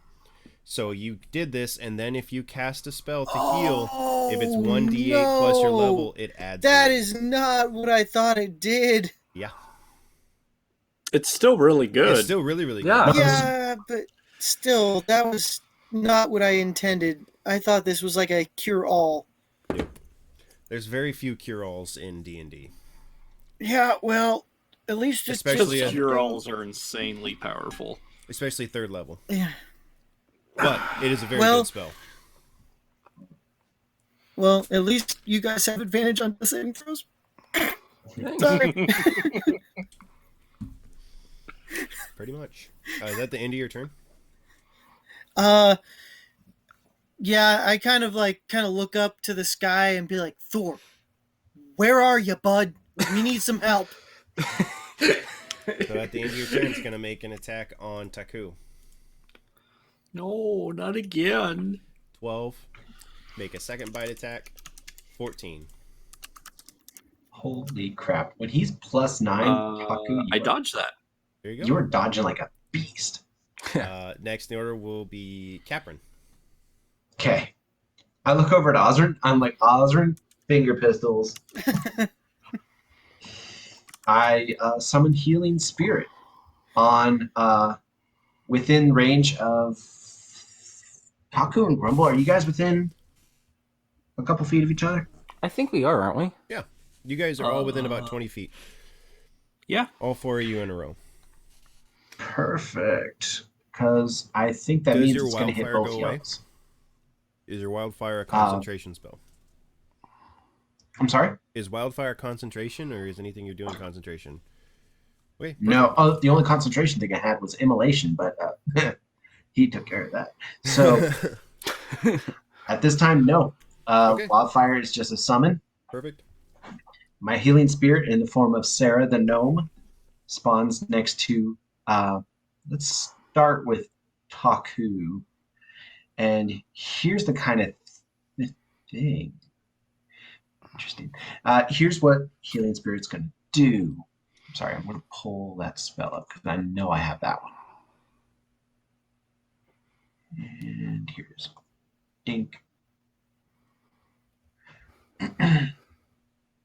So this nature spirit is going to heal Taku for a full 6. Thank you, Osrin. And then here's the cool thing. As my healing spirit comes out and is standing next, oh my god, that's the token for my healing spirit. Here you go. You terrible son of a bitch. That's disgusting. A frantic gnome, just like, ah! Well, that's appropriate. She would be frantic right now. Hey, you guys want to hear what a level 6 druid of the wildfire has? An enhanced bond with a wildfire spirit. Whenever I cast a spell that deals fire damage or restores hit points while your wildfire spirit is summoned, which she is, roll a d8 and gain a bonus equal to the number rolled to 1 damage or healing roll of the spell. So, Taku, gain yourself another full 8 health. Yeah. Wait, read that for me one more time. I think you missed. Read it one more time. At 6th level, the bond with your wildfire spirit enhances your destructive and restorative spells. Whenever you cast a spell that deals fire damage or restores hit points while your wildfire spirit is summoned, roll a d8 and you gain a bonus equal to the number rolled to 1 damage or healing roll of the spell. Perfect, you got it. In addition, I thought for a split second it meant roll that many dice equal to that d8. So I was just like, oh no, that could be way more. But no, yeah, it's only an extra 8. yeah. Oh, only, geez. I mean, I wouldn't say that. And then I pointed at our big old snaky friend, and I'm like, light him up, sweetie. And she is going to attempt to do just that. Does it? Nice. Perfect. Sweet. And so that's going to be 1d6 plus 3. It's not much, but it's really not much. Oh. Hey, I got a question for you, though, DM.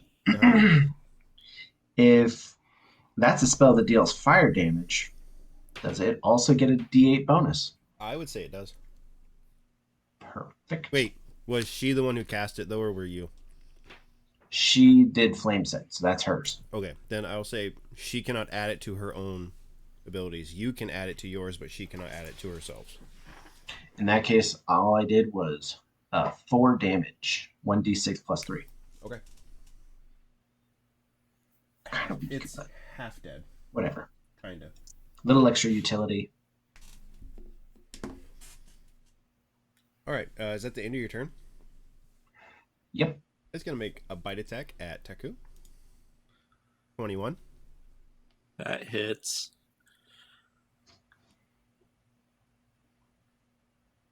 26 damage.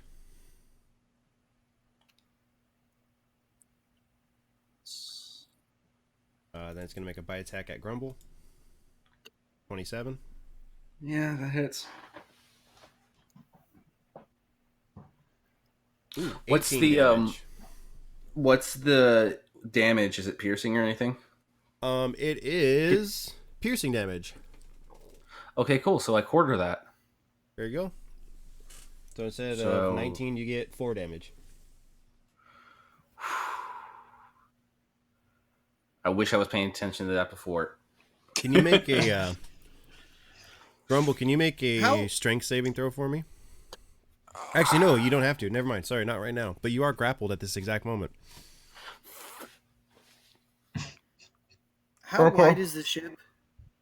I don't know. Count the squares. There are 10 foot? Yeah, sure. Why not? No, it's say it's 50 feet. It's a big ass ship. Okay. Next in the order is Taku. Okay, so DM, I have a question. Okay.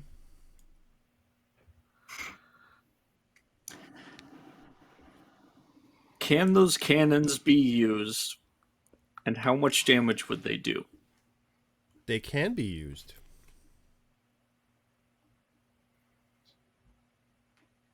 They can be used.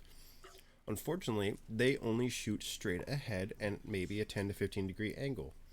So the only one that could hit it, potentially, is that one right here that it's wrapped around currently. So you could technically hit that one if you want to run over there, but you will take an opportunity attack on your way there.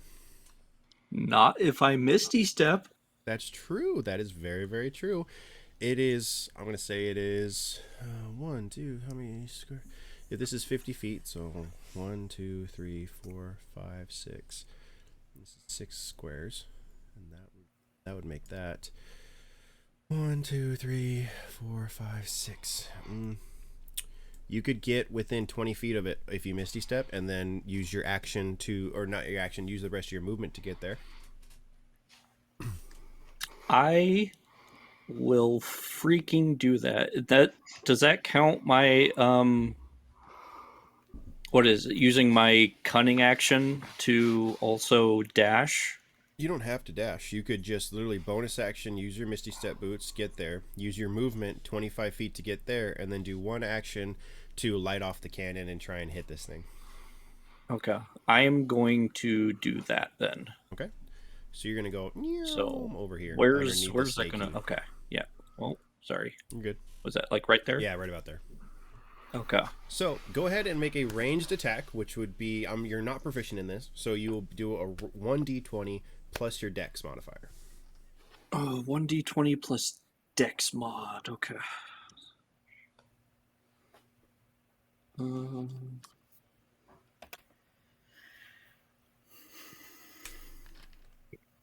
that was a terrible roll.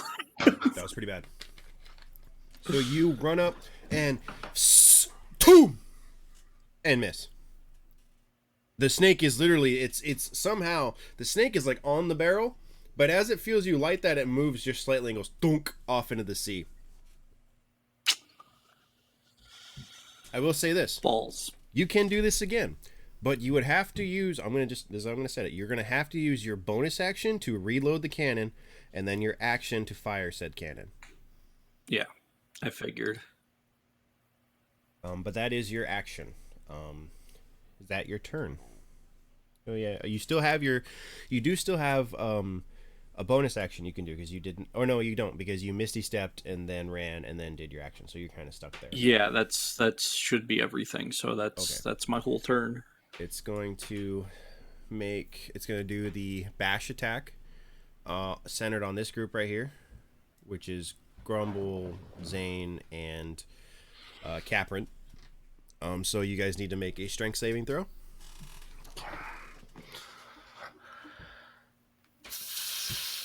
Okay. Okay.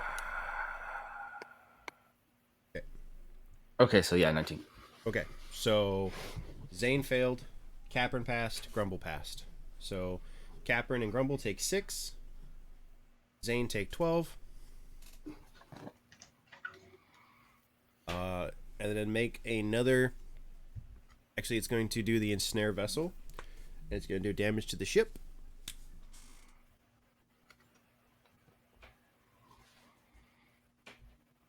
Okay. Next in the order is going to be the Snaky, the sea serpent. It is bloodied, it is battered, it has cuts all over it.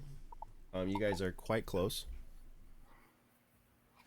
It's going to use its action to ensnare the vehicle again and do another 36 damage to the hull.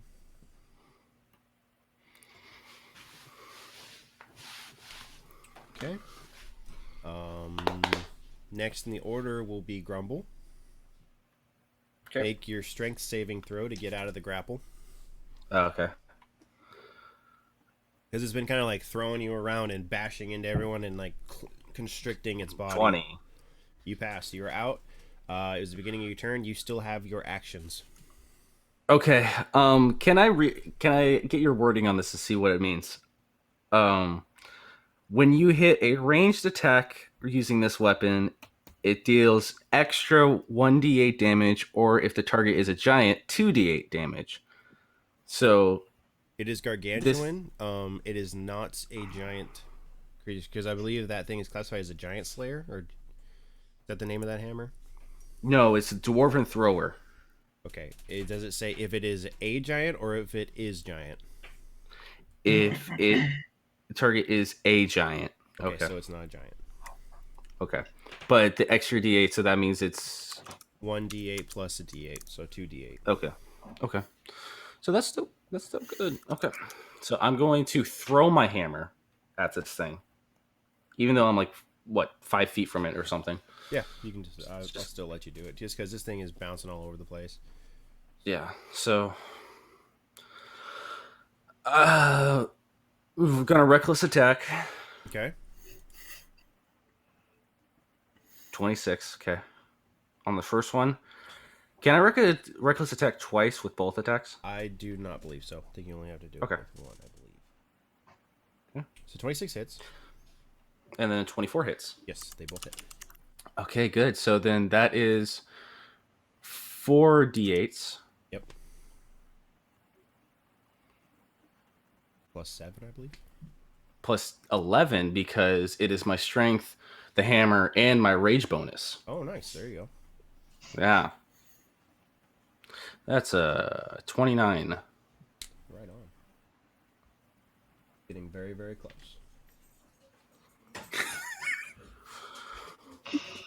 So next in the order is Zane Pakasti. Oh wait, just kidding. No, it's not. It's gonna be Caprin Brackenwood. Hey, I'm just gonna say this really quick, and as Grumble, help!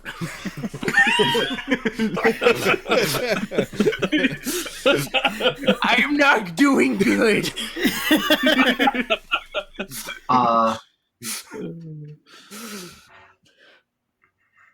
I'm gonna hold up my Firestarter Gauntlet Okay. and gonna hit this guy with another immolation. Do it. And we're not playing games anymore, man. So let's get a dex save out of this bad boy. Do it. 16. 16 will that'll pass, but he's still going to take half damage. So I'm going to roll my 76. Do it up, baby boy.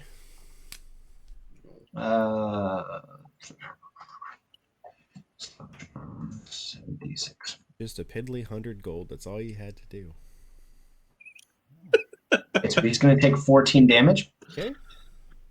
And That's a then good roll. no Good action roll, required from me. My healing spirit's going to float over to Grumble. Yeah. And Grumble is going to heal. Oh, wait. Dude. That. Hey, Luke, DM, question for you. Yeah. So, my enhanced bond with my wildfire lets me add 1d8 to my damage or to my healing. Should I pick either or? Like, should I add 1d8 to my immolation or 1d8 to my healing? I do both. Perfect. All right, I'm going to throw a d8 on. I think it's two separate actions, in my opinion. That's what I personally feel. I think it's two separate things. Okay. In that case. I gotta change Daniel? something because I just noticed you guys are whispering to each other, but since I control all characters, I can see all whispers. Fun. You're not supposed to be able to see those. I never look at it because I'm usually doing something else, and then I just looked over. I'm like, wow, they're talking a lot. Oh wait, that's the little whisper symbol. So something we'll have to change in Chris's game is you got to make sure you can't control all the characters, and I'll do that on the next round. I'll make it so I can't control everybody. Okay, so how much am I healing for, please? So you're healing. First off, his 14 damage that he takes, it's going to become a 19. Yep. And Grumble, you're going to heal 6 plus 8. 6 plus 8. Okay. Yep. Thank you. Thank you, Goat Man. Goat Man, I'll take that. It's an improvement over other nicknames you've tried. What, Goat Dick? Sweetie, can you please keep cooking the fish? So that was a 5 plus 8, you said? 6 plus 8. 6 plus 8. Okay. Thank you again, Osrin, for 14 misses. the beacon of hope. 14 misses. Next is Osrin. All right, Grumble, how are you doing after that heal? I could do better. All right, so I am going to cast Mass Healing Word as a 3rd level spell. Done. I gotta see. I think I have it on here. This thing is on death's door, just to let you know. Really? Yes. All right. Well, then I'm actually going to use this action to call lightning one more time, really quick. Okay. So it needs to make a dexterity saving throw. Ooh, failed. that is a fail. It failed hard. So it takes 4d10 damage. Roll it out.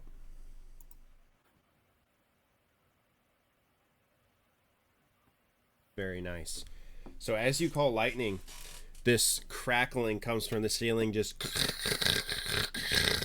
and lightning bolt comes streaking down, and you swear for a split second this lightning comes in the shape of a hammer and hits on the top of this sea serpent, and it crumbles and slowly lets go of the ship and sinks down into the abyss, and we are out of combat.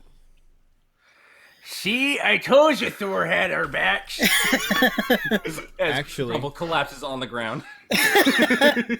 Osrin walks over and casts. Osrin, I got Healing Spirit up. Let me. Healing Spirit Okay. floats over, and it's got 2 more heals in it, so that's going to be just 12 kidding. plus 16. Just kidding. Oh no. What? Second form. 3 water nagas pop out and come screaming off the edge of the boat, mourning the death of their mother that you just killed. Do I still get the heals? You can still get the heals. Caprin? Or what do I get? So And she's they're gonna got just 2 more take- heals in her. They're going to just take the place in the initiative that the sea serpent had. Okay, so I guess Grumble, I'll have to heal you on our turn. On my turn. Okay. I'm going to Okay. send this in the chat of what they look like. Just 100 I gold, can't man. use a cannon against those. But I'm so glad I remembered that about my hammer. I was just like, oh yeah, if it lands, it actually does 2d8s, like if I throw it. Oh, cool. Dude, that's dope. I'm already a big fan of you. So, Yeah. Looks like an ex-girlfriend, huh, Zane? And some Grumble's coughing up blood.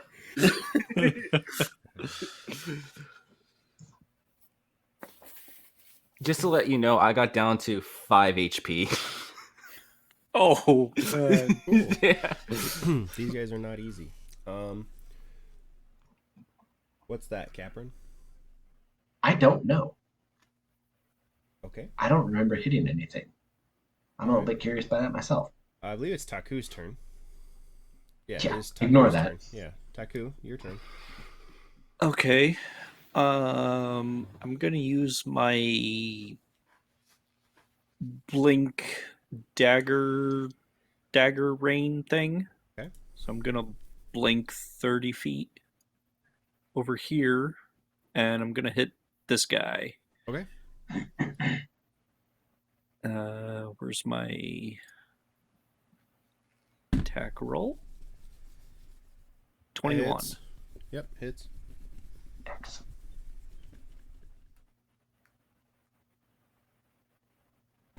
24 damage. Nice.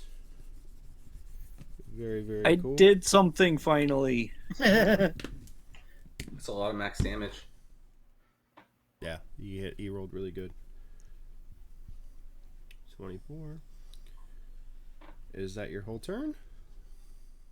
Yes. Okay. It's the Water Naga's turn.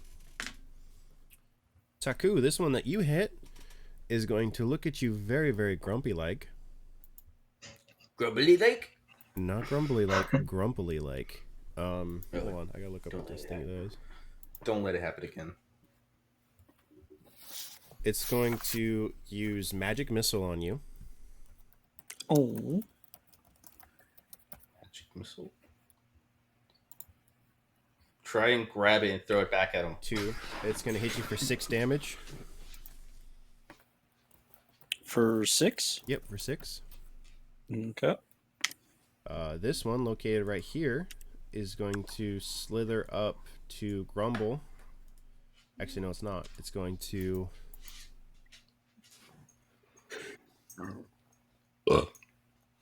cast Ice Storm. Grumble burps into its face. Come here. Does it disorient him? Yeah, please. No. Damn it. So in a 20-foot radius, it's going to drop. So I'm going to say Zane and Grumble both need to make dexterity saving throws. Let me double check on something.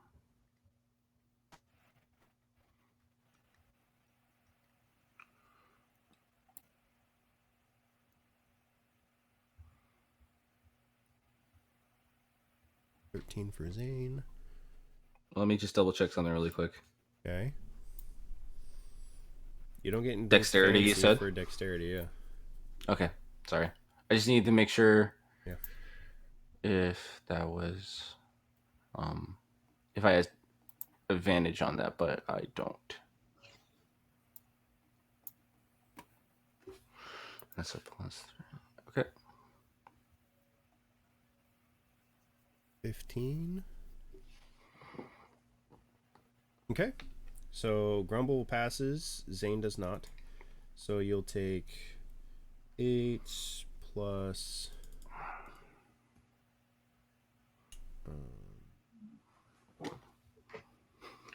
24.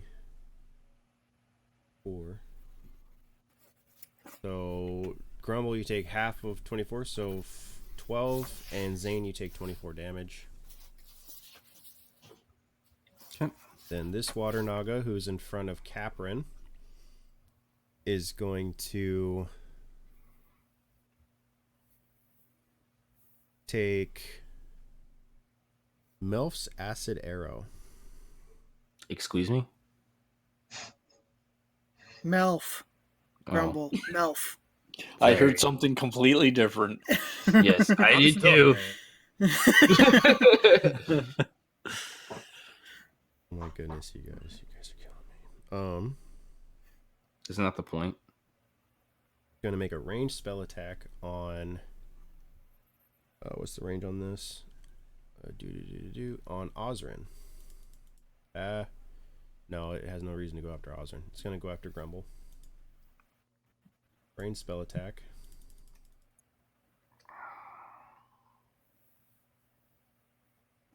Misses. 19 misses. Okay. Yep. I have my shield in hand. Perfect. And Grumble's holding on to that shield for dear life. And then you will take half damage. Even on Wait, a what? miss, even on a miss, it splashes you with acid. You take 4 damage. Half that to 2. Nope, that's already halved. It's 9 damage. I halved it to 4. Oh, you already halved it? Yep. Okay. Then top of the order will be Grumble. Grumble, do you have any potions or anything? No. No, not at What all. about like any of the water or any of the other crazy stuff No, we picked up? Because Grumble didn't know about the water. And he wasn't there for the water. But I thought you picked some up on our way back. no, I did not. I stared at it. Do I still have an omelet? Nope. Okay, well that's fine then, because I'm going to do one attack with my hammer, throwing it at it, and then another attack with my bite. And when I bite, I can heal myself. Are you going to move within range, or what are you doing? How are you going to throw the hammer and then bite?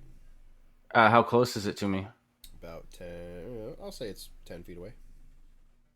Okay, yeah, no, I'll just throw my hammer twice at it. So, first attack. Hits.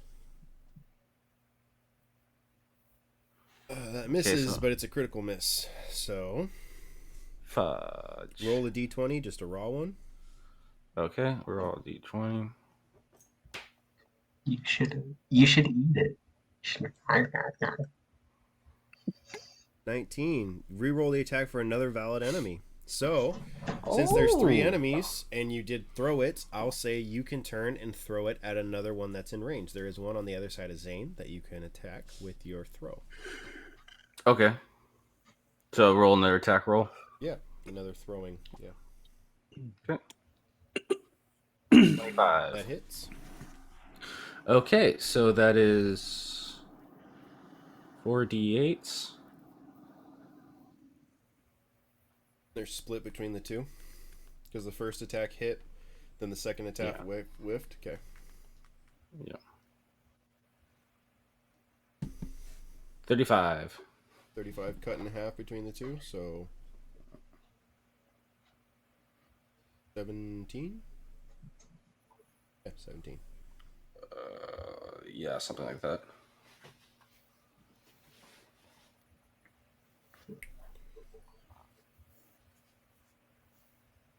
Okay. Next in the order, finally, Zane wakes back up.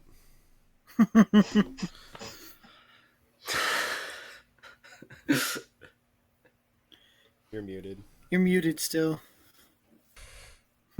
Swinging at whichever one's closest to me. Yeah, I have it set, the one that's right next to you. Perfect. That And misses. I'm gonna swing again. Yep. That also misses.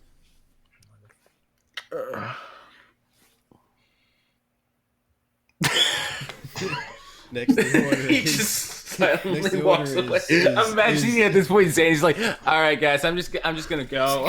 I thought you were a sailor fighter guy, Zane. Well, there's a reason he's on land these days. Hitting things at sea is hard. Ozrin, your turn. All right, I am going to cast Mass Healing Word on my party. Since I cast Beacon of Hope earlier, everyone gets everyone gets 7 hit points. Nice. Thank you. Danka. Still have one action you can do. That was my last 3rd level spell slot. You better like it. That was a bonus action, so you have one more action left. I have one more action left. Then I'm going to call lightning down on these freaking snakes. Well, is the call lightning a bonus action or an action? It's an action, but you said it's a bonus action, so a bonus action is just another action, right? Well, so what you just did was, it says casting time 1 bonus action. So the call lightning, does it say casting time 1 action? It's 1 action, yeah. Okay, then you can cast it. Yes. Oh, yeah. All right, hang on, let me... So they have to make a dexterity saving dex throw? throw. Yeah. Okay. You're not gonna like these numbers.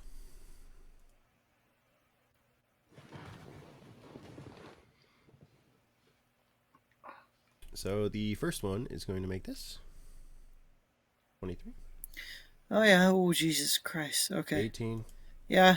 14. I believe the last one doesn't. Yeah. Yeah. The last one does not. So that is 4d10. So that last one takes 40. Or sorry, not 40, but the full. Wow. You've got to be kidding me. Wow. Ouchie. Wow. Ouchie. That is the worst rolls ever. Okie dokie then, artichoke. And the other ones take half as much, right, on a failed save? Yeah. So 4 or whatever. Yeah. Today's a good day. You guys are doing great. Doesn't feel like it. It doesn't. Caprin, your turn. Okay. You do have this one right on top of you. He did not attack you, but you can attack him if you like. He's not engaged with you, so if you choose to move away, I will say he does not take an opportunity attack.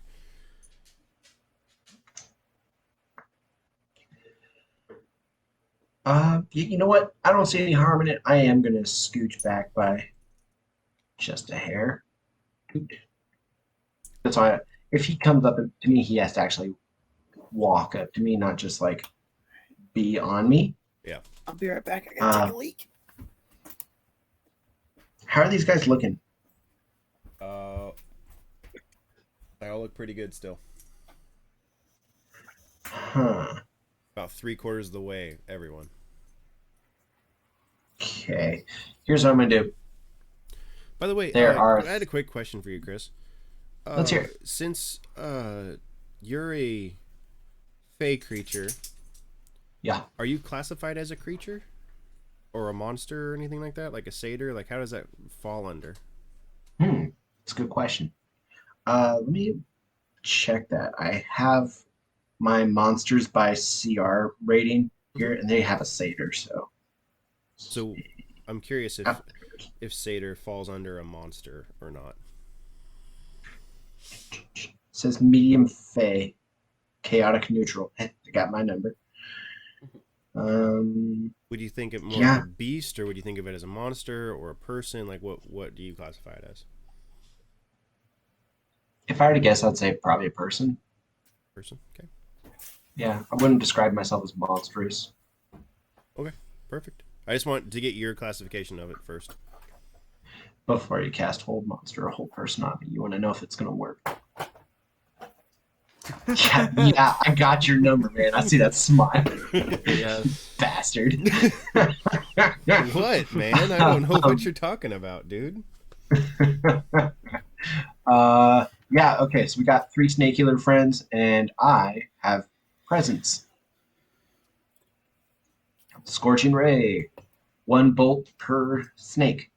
Okay, all 3 of them hit. Hey, that's my stuff right there. I'll be So right we're back. going to roll ourselves 2d6. Okay. Bonk. Plus Nice. bonk. So 15 damage. 15 damage each. And then I'm going to point at the one that was previously kind of in front of me. Go get him, lady. And she is going to succeed for... No. Is she succeeding? No, I don't think so. She failed.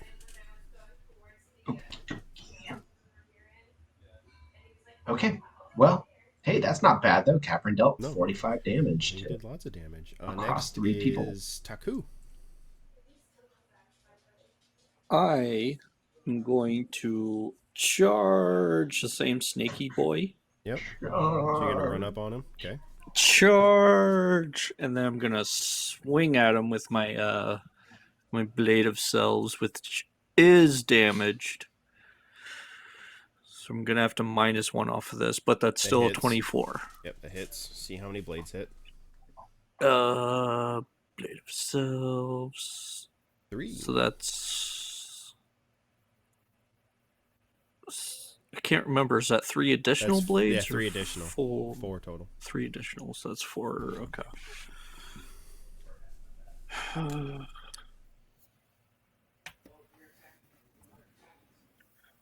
4d6.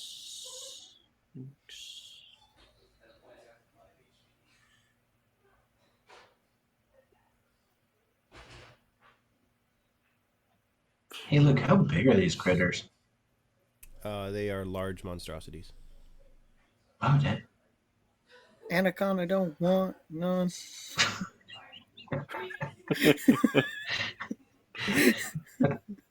Wow. Thank you, Shane. This is where, That's excellent. This is where my life has come. What my life has got to. You see, when I think about creating my own DM game or my own campaign, this is why I want you in there. It's little random things.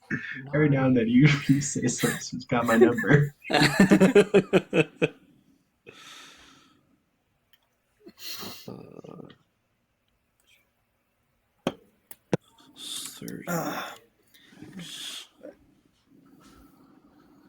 There we go. 49 damage. Oh, wow. Finish him. What? Whoa. Taku finally got some good damage rolls. You know what? Since I kind of came up behind him, I'm going to stab him right in his little tail butt, and I'm going to basically slice him in half from Lengthwise. his tail butt first, all the way up to his head. Nice. Oh, did you kill him? That's how I kill him. Very cool. Very, very cool. All right, so you still have 2 Death hours. by flaying him. So now it's back to... So it's back to Forgot to the heal. Forgot to Nagas. heal Grumble on my turn. It's the Naga's turn. So this Naga here, located right here, It's okay. Grumble's gonna start biting people. is going to cast... is going to cast Hold Person at a 5th level on Grumble, Zane, and Taku. So each of you, I need to make a Wisdom saving throw. Oh, that I'm not good at that. So that's a big old -1 on that one. Nah, you got it, man. Be confident. But wait, don't we have advantage on wisdom because of something Osrin did? Yeah, you guys have advantage on wisdom saving throws. So that's a 19. Very cool. That's a 10. Zane crit. Dude, Okay. Zane did so good, the monster should be held. Okie dokie. It just doesn't see Zane. So Yeah, it's too focused Zane- on choking out Grumble. So Zane passes. Taku, you only rolled once. You fail right now, but you do have advantage, so you need to roll one more time.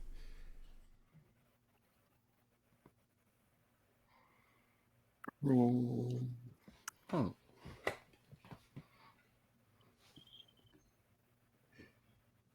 At home, I rolled an 18. Okay, so 18? Taku just passes.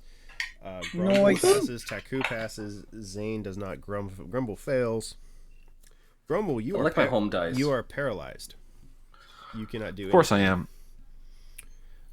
This Naga is going to, in turn, cast. I like my home dice better. Ice Storm. I get higher rolls on them. Ice Storm located right here in the center. Ice Storm is the one where you need to, I believe you need to make dex saves. Give me a check moment here. I'm good at Yes. those. It's going to cast it at a 5th level. Good lord. And you guys all need to... so only ones that need to make it are Taku, Zane, and Grumble does not need to make it because you automatically fail everything because you are paralyzed. Wait. Hold on a second.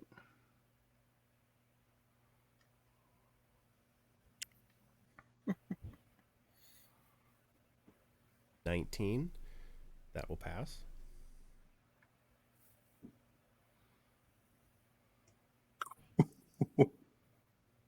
Kind of fails. So Zane, are your dice haunted? Like, what the hell? okay, so 2d8. Are you muted? Still? Test. No, he's not Oh, muted. He's you're just really quiet. I'm just mumbling the fact that it's bullshit.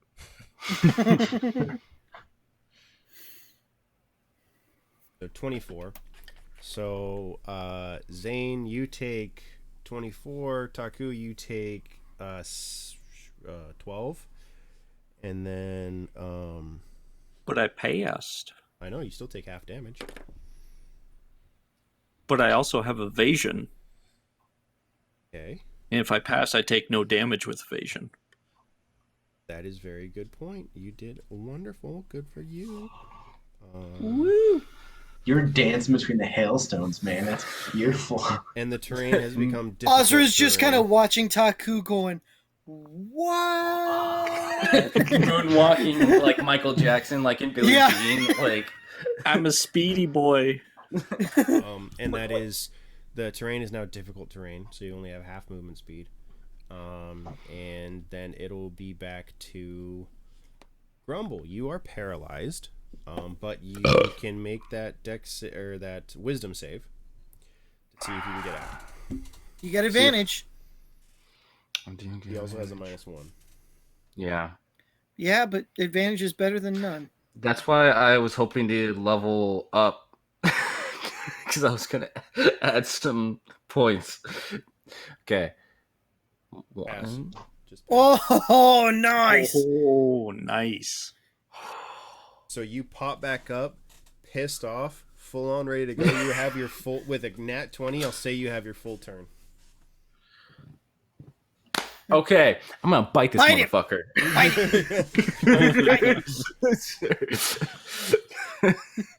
So, okay, hold on.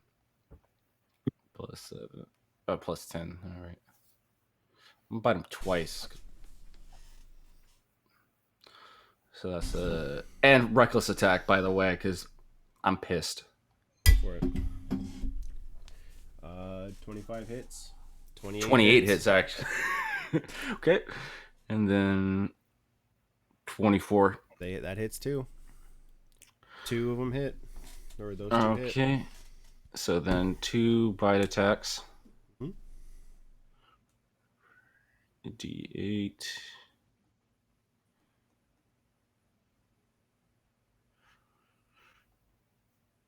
$15, but now I heal for 6. Perfect. 15 damage to that guy. Groovy. Next is Zane Costi. You can run up and hit that dude if you want. Or fail. What the? What the? No, I can't. I really can't. You should try biting them. They taste really For good. God's sakes! Dude, roll your home dice for the love of God. Oh god. So that was fun. Next in the order is going to be Oswin. How close are these two snakes together? 30 feet apart. 30 feet apart? Alright. Which ones hurt the worst? I can't tell you that. One is more bloodied than the other. You can ask me that. I'm not going to tell you which one's more damaged. Alright. Which one's more bloodied? Sorry. The one that is in the gangbang between Zane, or the lopsided gangbang between Zane and Grumble. Alright. I'm gonna take aim at that one and cast Shatter. So it needs to make a Constitution saving throw, and it takes 3d8 thunder damage on a failed save, or half as much Constitution? on a successful. 18. Well, it is successful, so it still takes 9 damage. Still alive. But very hurt. On death's door. I think I dropped my pen somewhere. Whatever. Next will be Capron Brackenwood.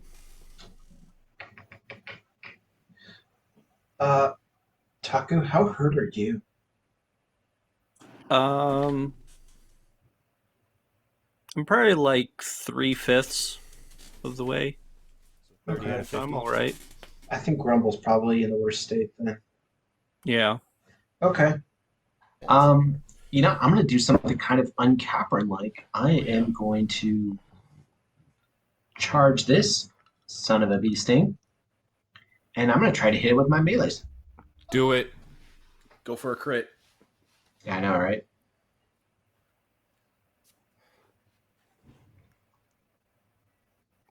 What'd you roll? Yep, kind of how I expect that to work. Wow, that didn't do very good, did it? I sure didn't. But that's okay. Still my turn. I instruct my healing spirit to move over to freaking Grumble, that's who. And he's going to heal for 1d6, or d6 plus 8. So, sorry, 6 plus 8. 14. Awesome. Thank you very much, sir. And then I'm going to point at the guy that I just missed. And my girl's going to throw another fireball. Do it. And she's... gonna hit. About time, lady. All right. So she's going to roll 1d6 plus 3, 4. That's... Gal, we got to have a talk about your damage rolls. 4 damage. 4 damage. Wait, did Zane rage quit? Is he out? Okay. Oh, he's probably getting his dice. Okay. I was asking Zane if you rage quit. Yes.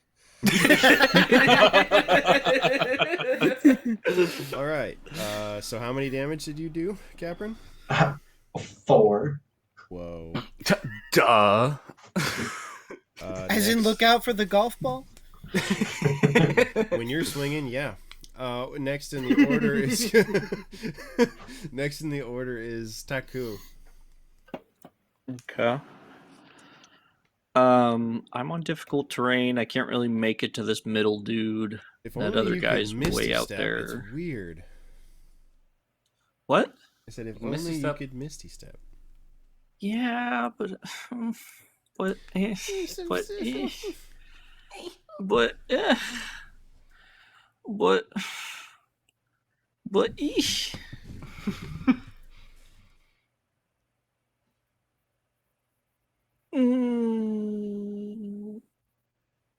No, I'm not going to do that. Good. What I'm going to do, No. what I'm going to do is I'm going to cast Sleep on this far guy Okay. over by Cap. Okay. Where's Sleep? There's Sleep. Usually a Constitution saving throw. Nice. Oh, that's the one where you rolled the far one is who you targeted? Yes. Did not work. No, he's got more than 21 health. Yeah. Oh, Went after the wrong one. thought he had lower health balls.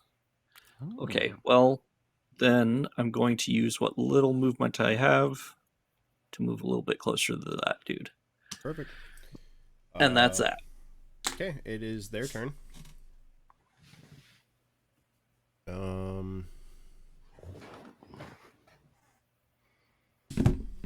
The far one that's next to Capron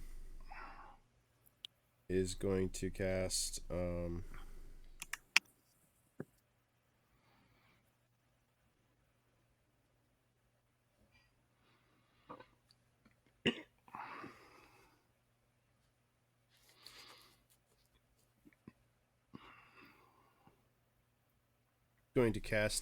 invisibility on itself.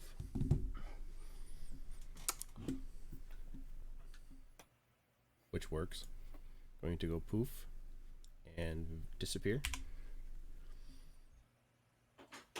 This one is going to cast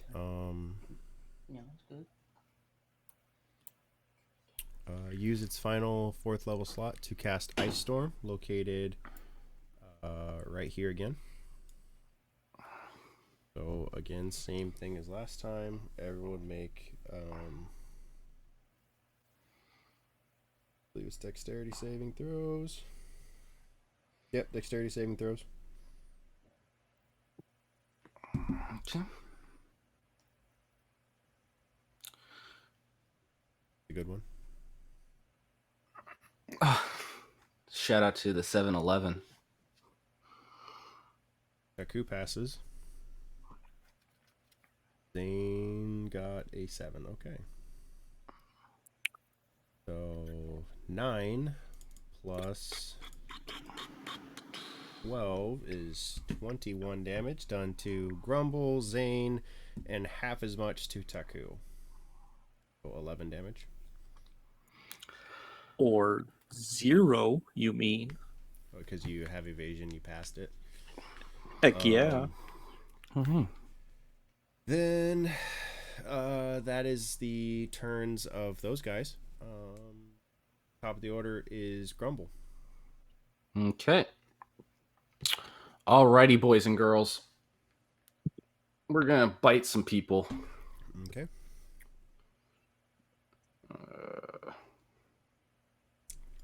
Hit, First attack. just do the one dice. Don't roll both attacks yet. Just roll the damage for that one. Potentially to kill this guy. Okay.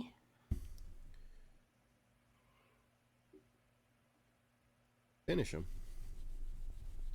Grumble Nice. grabs him by the head, closes his snout, grabs him by the bottom, and bites his throat out. And just yanks it out and just gets really bloody with it and gets really in there, starts chomping down. Wow. Okie dokie. And then heals himself for 3. Tastes like chicken. Next in the order is going to be Zane. Go ahead and give me a perception check. See if you can see where this invisible boy is.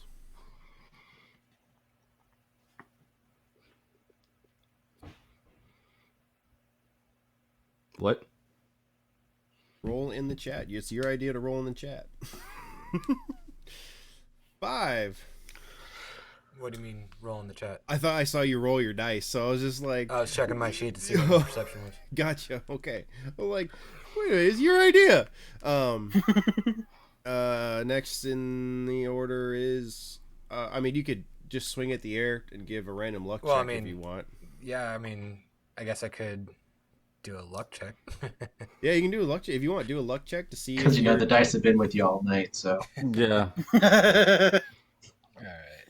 Can I give him the help action? How would you do this? Echolocation. You start barking at the air. Okay, it's just dumb enough. I'll let it go. Yeah, I have the help action. Do it with advantage, I guess. Alright, so how are we going to do this? Raw 20 twice. Raw 20 twice. Okay. Sweet. Jesus. Oh my god. I barked for nothing. You swing in the air and nothing happens. Next in the order is Osrin. All right. Well, so what I'm going to do is I am going to once again use my action to call lightning right in the center of the boat, because call lightning right here. Like, well, no, like kind of like right behind the mast, like where we all are. Right here. Yeah, because it's not going to hurt any of our people, but if that thing is within 5 feet, it has to make a dex throw, and if it, that should kind of knock it out of invisibility if it gets hit by that, right? Lose concentration. Within 5 feet or within 60 feet? Or 5 feet of that point. Okay, cool. Yes, 5 feet of that point. Cool. It's not within 5 feet of that point. All right. As a bonus action, can I already know do exactly where this thing is at. Just letting you guys know. I'm putting it on the map. That's not where it's at. I'm just holding it there so I don't have to click it. Okay.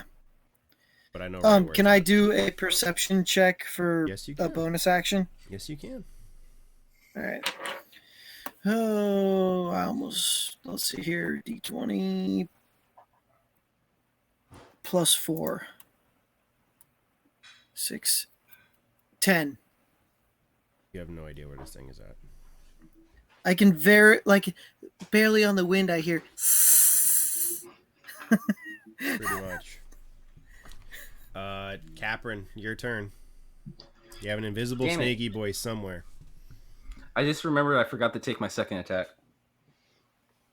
It doesn't matter. Well, I You mean, killed him on the damn you killed thing, him on so- the first one, Yeah. so that's why I had you stop because, there's But I- nothing to do. I could have attacked the other one. It's invisible, and not within Could've got 5 feet lucky. of you. I know exactly where this thing is at. Well, that makes two of us. Oh yeah. Because Caprin casts locate animals and plants. There we go. I'm looking for a water naga, Beautiful. and I know every single one of them where they are within 5 miles. Beautiful. Is that your action? So that is my action, but Perfect. I'm hoping that I can use my because I know where it is. So I'm gonna call my shots on this thing and be like, "There it is," and help everyone else target. Oh, loud! So I'm gonna be like, Osric, it's behind you. That's golly, that is far though. Huh. I don't know if Flame Send will take me that far. I don't think it will. I don't think it will either. I'm gonna be like, sweetie, come on back now. And she's gonna just move. No, come here. She's gonna move up right about here. That's about all she can do. She moved Okay. like her maximum speed is 30 feet, so Okay.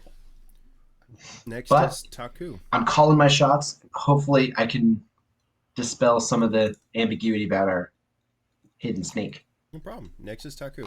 And this is why I didn't use my last Misty Step. Because now I can use it to jump over here. And then I can run the rest of the way There you go. and go stab, stab, stab. Do your stab, stab, stab. Hopefully. No. Oh, that's a critical fail. Wow. Good job, everyone. Roll another D20. How many critical fails Like is that this round? Four or five. Go Yeah. ahead and roll me a raw D20, Alex, if you haven't That's died. not accurate because I've had like 7. I don't Yeah. wanna. I've had one. Zane Grumble's has just a- sitting here going, I am going to have so much work to do! Yeah, exactly. Well, the sun was in your eyes and you didn't really miss. The God. sun was in your eyes. That's why you missed. Is that your turn? Yes. Can I hide behind this little thing? No. Oh. Because you Okay. bonus action Misty stepped and then attacked. Oh, that's true. Okay. Yeah, that's it. So have you guys noticed that they haven't made a single melee attack against you? Not once. Mhm. I have. Yeah. Cool. Well, Chris knows this from the games we play. If it makes an attack from behind you, it has advantage. Because you can't see it. So there's one. There's two. 22 damage to Osrin. Or sorry, 22 hit is the hit to Osrin. Now I gotta roll. yeah, that definitely hits. I has to roll the damage. Not much damage though. Honestly not. 9 damage. I need you to make a constitution saving throw for me though, Osrin. All right. Okay. So it's whatever this is plus 4 through plus 3. So 18 18. doesn't do it. You will take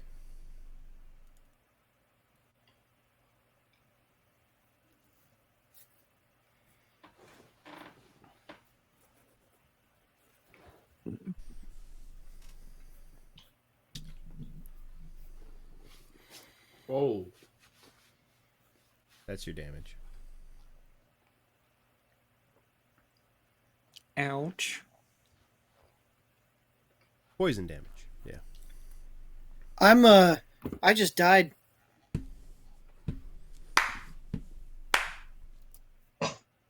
Like, are you down or are you dead? No, down. Okay, I'm down. But that means that I have this armor that's really It spiffy. hasn't been a week. What? What? It hasn't been a week. It's every week. Once a week. When was the last time you used it? Use it once Guess in the the worm, city, yeah. I believe. Was it once No, in we the used city it Purple episode? worm. It was the purple worm. Okay. So that's 2 days. 3 days to get back. There's 5. And this is a day after, so you're at 6 days. Is that right? Yeah, how long did we spend in that town called Pain, though? Yeah. We spent like a day there. Spent 1 night there. So yeah, So I'll that say was it's we spent a day, so it's I'd been say 7 it's days. Right at 7 days. You know what? No, we're gonna make it 2 weeks because that armor is overpowered. There you go. How's that sound? Oh. Talk like a dicky, get a dick. Yeah. No, you can use it. You can use it. Okay. The next season we are going to adjust it a little bit because I don't keep track. I have too much spread out in between, so we're going to make it so it's more once every month. But Understandable. this one, go for it. You can do it. You can do your thing.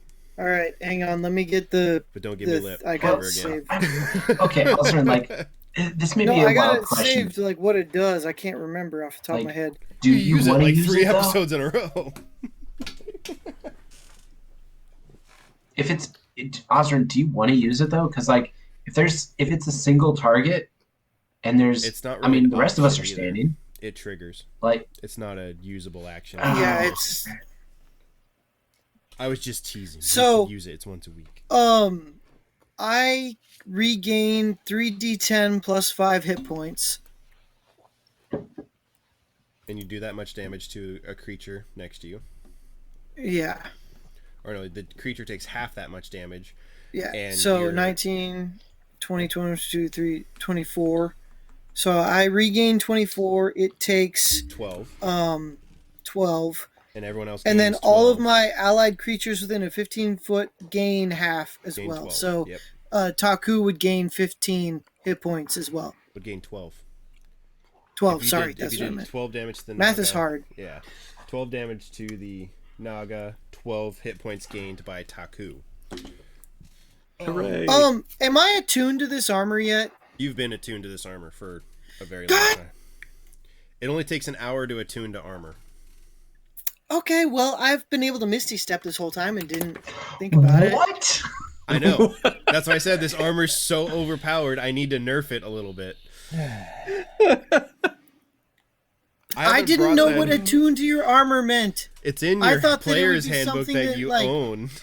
It says attune to your armor, 1 hour. Yeah, I know. You know what? There's an oversight. Shane learned something today. The whole thing where the players don't have to remind the DM and the DM does not have to remind the players. Oh my god, no. Wait a minute. So when we were in the cave fighting a bee here, and they're like, oh man, how are we going to get past this bee here? You could have teleported. Mm-hmm. Oh my god. You think I'm happy about this? I had Zane in a You bag. think I'm happy to look this dumb? Read the instruction manual. Oh my. Okay. Did you have anything else in that armor that we need to know? I'm gonna read you the entire thing. Is there like an Whenever you- Arby's in there?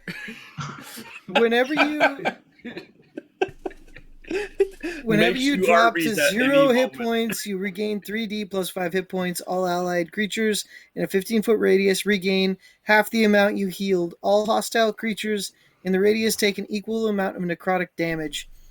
Whilst you are attuned to the armor, you can cast the spell Misty Step. You can use this feature 3 times per long rest. Okay, 3 times. Yeah. Okay, so So I'm actually gonna Misty Step away from that snake. you can't right now. But okay, Not your turn. yeah. Now it's your You're turn. Ozrin, it's your turn. Oh, no, it's just kidding. No, it's actually Grumble's turn. Top of the order. Okay. How far away is this thing? It is about 60 feet away from you. Perfect. I'm gonna throw my hammer at it. Do it.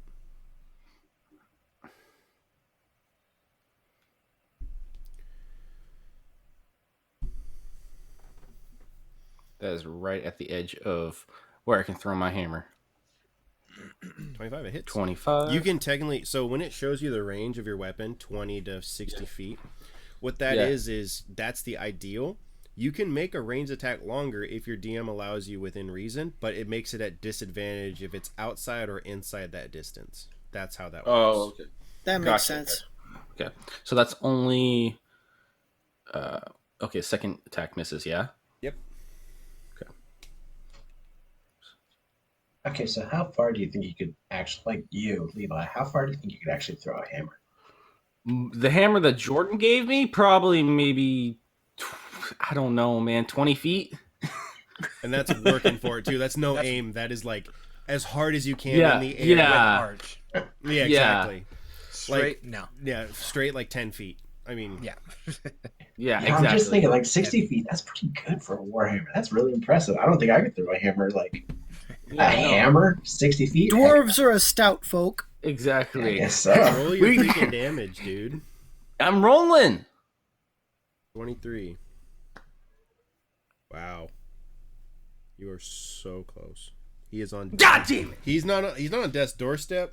He's, like, jingling the keys, trying to open the door. Like He's halfway inside the garage. yeah, like his key is like the tip of his key is just is teasing the lock. Oh, man. Next in the order is Zane.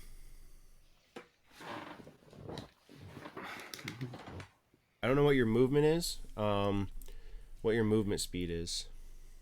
It's not enough to get there. I'm thinking of hanging back. I'm going to take one of my healing potions. Mm-hmm. And do you guys remember what the healing property is on that water? Plus 10 HP. Plus 10? Okay. I think it's 15. I think it's 15. Check a couple things. I'll 15. Just so you don't waste it. I'll 100% be transparent. You won't need it unless you're like on death's door, like unless you're dying. Well, he's got one, so okay, all right. Just so you don't burn up your inventory. I'm just gonna be like, take a knee. Take a knee. This is gonna take a knee. I think you have a crossbow though. I think you do have a crossbow. Just have yourself a hard think. Yeah. Yeah. I do think because I can't even make it there anyways. I think you know what? What am I doing with my life? Crossbow? I can't remember how far my crossbow goes. It goes 80 feet. You're fine. You're within range. It's like 80 to 120 or something like that. Yeah. Okay. I have actually never used this thing in battle. Okay, so it's just a D20 plus your dex plus your proficiency. Because you're a fighter, you're proficient with all weapons. So plus 3 for your proficiency, and then whatever your dex modifier is on top of it. Okay. So.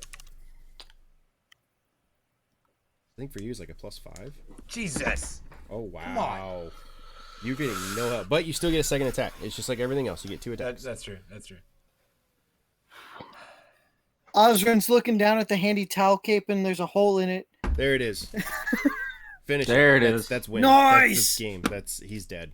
He's just dead. I take my crossbow and I shoot him right between the eyes and just toss it down and kneel. How funny is that? Just sit there bleeding, just like ow, ow, ow, or like Peter Griffin, just like.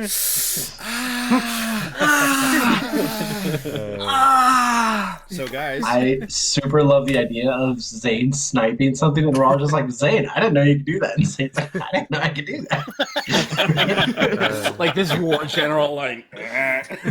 So we're all just like, all right, I guess. Luke, really quick. So you classify my hammer as a martial weapon, yeah? Yes. Like a martial art. Okay, so I can actually do. I'm proficient in martial art weapons, so I can actually add my proficiency bonus to that as well. Yeah, because wait, have you not been doing that? Because it's your no, I haven't. Because you get plus 3.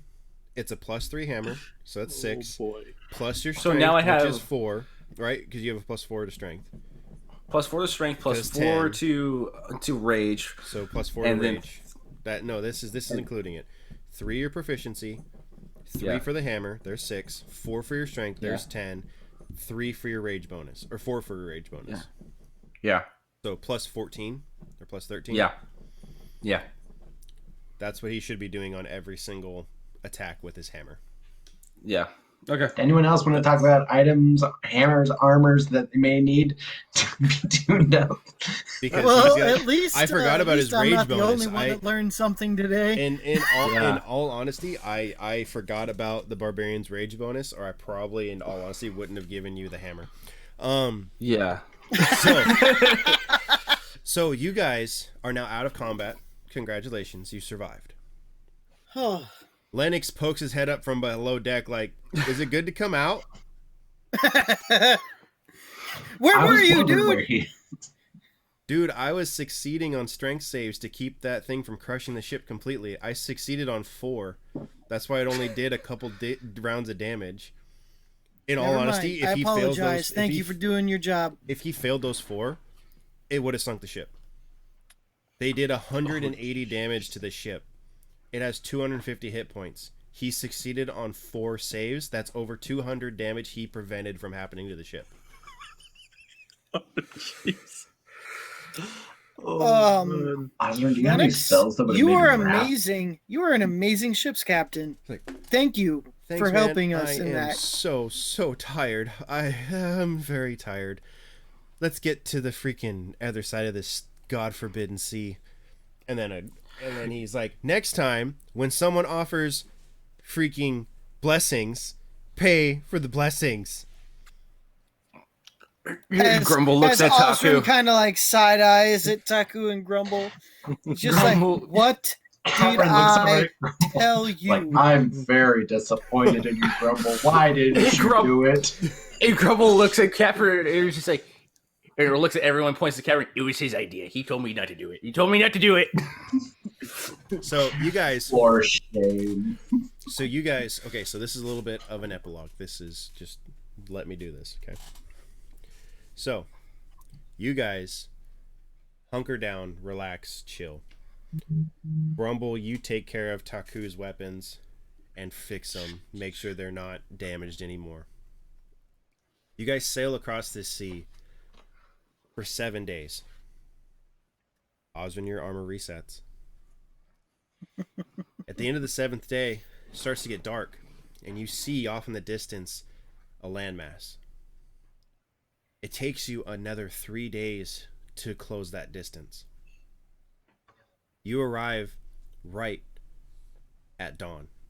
You pull into this town, this shipyard. Your ship is battered, bloodied, partially smoldering still from all of the craziness that had happened to it. You pull up and you step off the boat and you're standing on the dock. When you arrive at the dock, there's a small group of merchants with groups of patrons from various sizes, races, and colors. Everyone is respected, minus the fact a goblin just tried to cheat a small group of fearbolgs out of a few copper. Everyone's being treated with respect. Our heroes look on, and you see rolling mountains, and you see the most beautiful shade of green and emerald you've ever seen. The most purest form of green. Think New Zealand, just gorgeous rolling hills. Sun begins to rise, and it rises over our heroes as they look on and marvel at the contrast to the experiences that they had had in their own land of racial prejudice, background, everything. They just treated poorly and like dirt. And here it seems as though everyone is treated with respect and with honor. Hoping that their efforts can bring this level of balance to their own homeland, they look on and step forward to whatever the next adventure brings them. That is where we'll end our Season 1 of Campaign 1 in Tazo.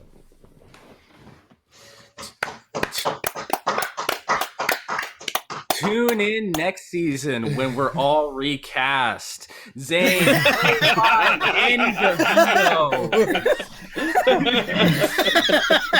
Osborne, played by Jonah Hill. Wildfire, played by Johnny Depp. Oh, please, no. God, So Grumble Oh, is man.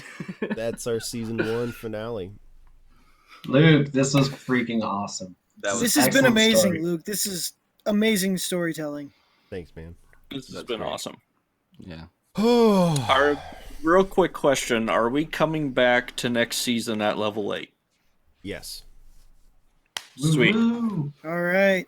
We'll I'm be at gonna do level that right 8. now. I'm gonna miss playing Capron for a while. Yeah, I know. I was just gonna say I'm gonna miss being Grumble every time. Every time So I am figure I, out. At the same time, I am so excited to start Oh my new character, man. yeah. Dude, Like, I am I'm really so excited for excited mine for it. too. Like, Osrin is a little bit more measured. It's kind of funny because Osrin started out as like what I would think that I would do as myself in a world. And then Osrin became a little bit more serious than Shane. Like, Osrin is a lot more level headed and a lot more cool tempered than Shane is.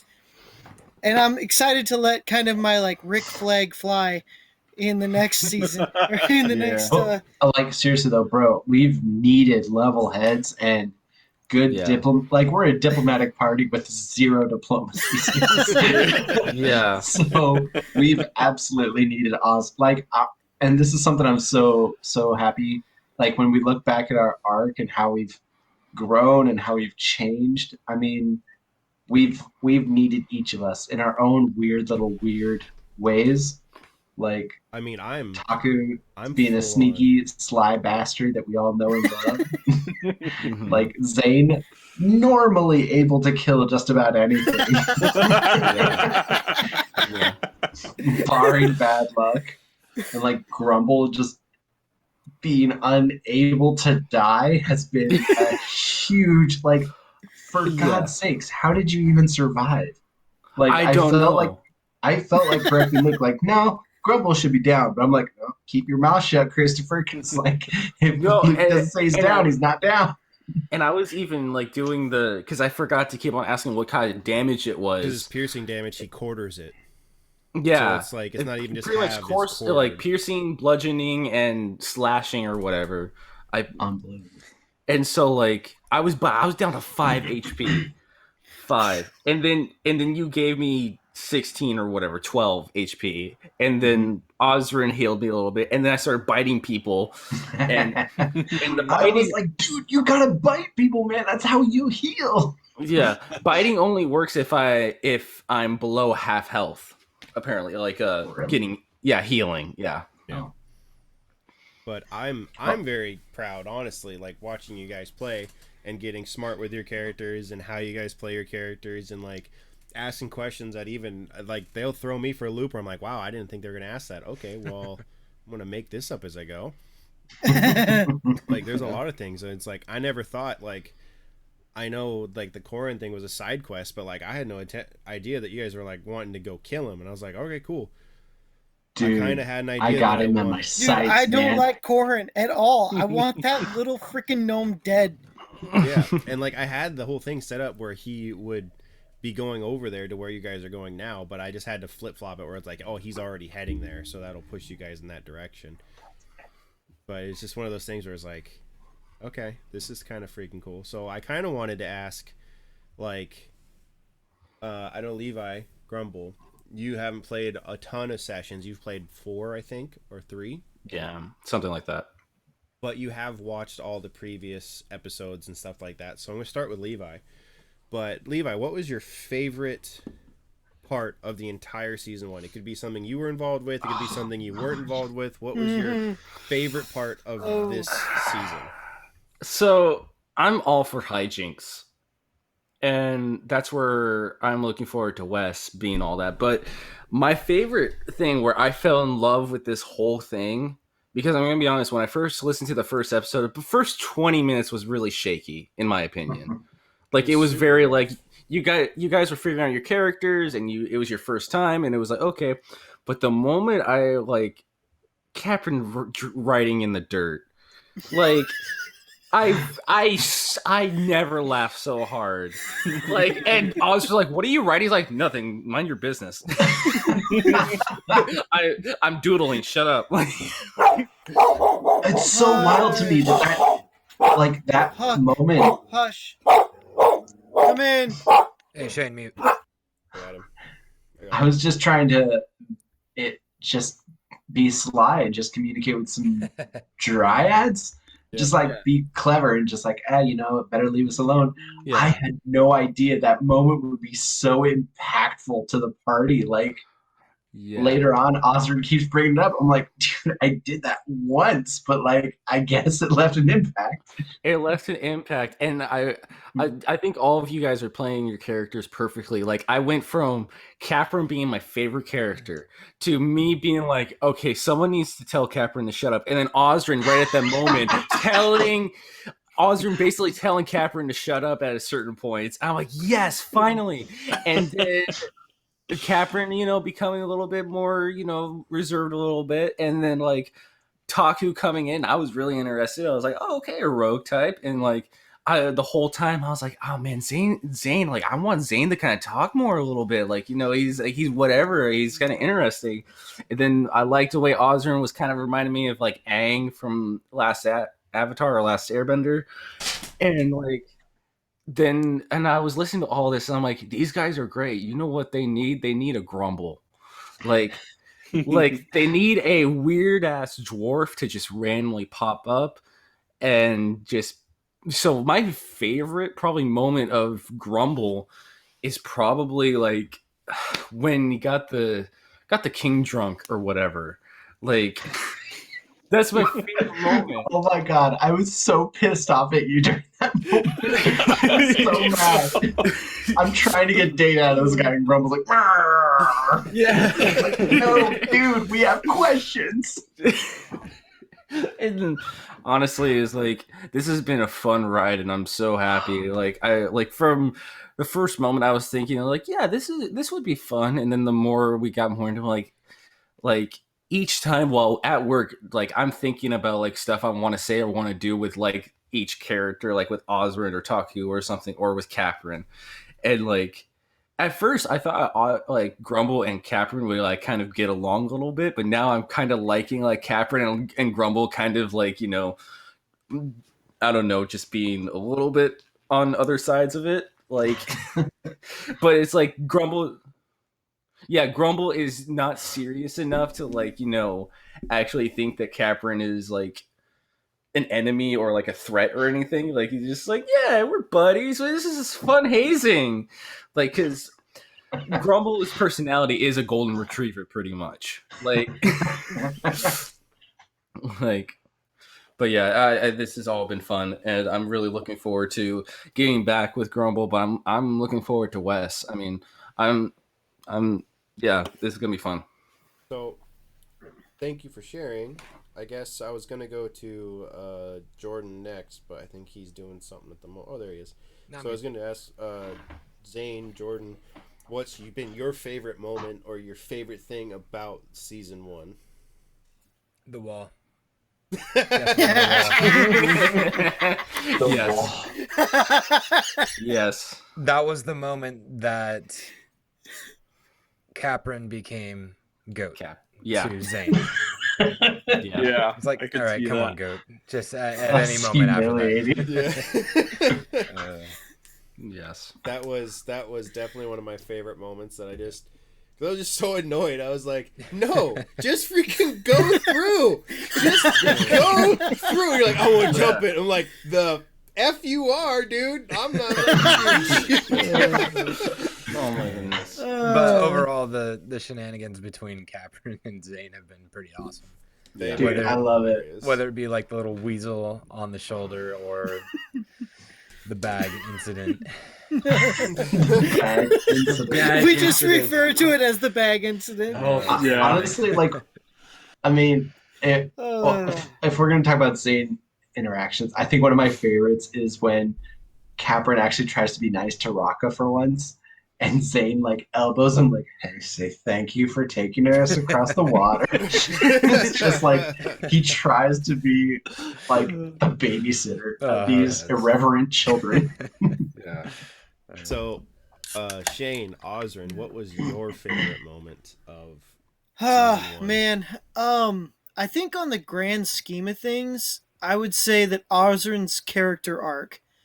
Because when he started, he was kind of just like this random, like, I guess Robin Hood-ish kind of character who was just like, I'm gonna help everyone kind of a thing. And then he finally got a direction and he was like, oh wait, I'm in charge of important things now. I should probably pay attention. And then like from that moment on, the whole arc of like when Osrin kind of met like that's like Caprin drawing in the dirt moment was like one of the best things that I've ever been a part of because it was like the the the initial meeting of these two characters that are trying to figure each other out and they're still not quite sure about each other. Like I'm like, is this guy gonna sell me out or is it what is he doing? Why is he drawing in the dirt? Like the whole story arc of Osrin has been fantastic for me because like I didn't write or plan any of this and it just kind of happened. It was amazing. But for the story part, the dungeon with in Half Elf city when we had to go and take out that chick with the stone. Mad Maddie. That that whole thing playing in with the monocle, playing in with all of that other stuff. That to me was my like that was my favorite thing. It made everyone think and it made everyone really try and like use their own kind of logic to figure out the way that this thing was going to go. And no single one of us would have ever figured that out by ourselves. And so I really liked how we all had to work together to figure that out. I just have to say this one thing. I told Luke about this.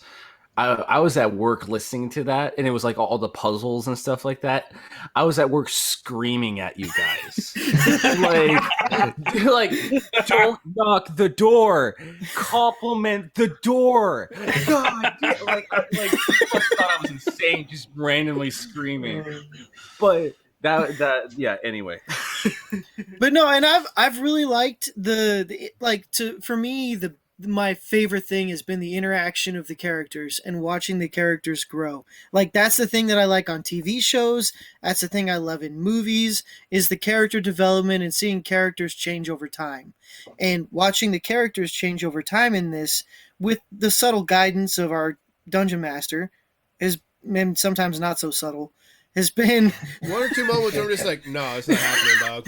Yeah, it's a big no for me. But that's been my favorite thing. It's just like I've never been a part of anything like this, and so this is just a whole like new experience and like learning how to form a character and how to make that character interact with other people differently than the way that Shane would is interesting and a very new experience for me, and so I'm excited to get better at it.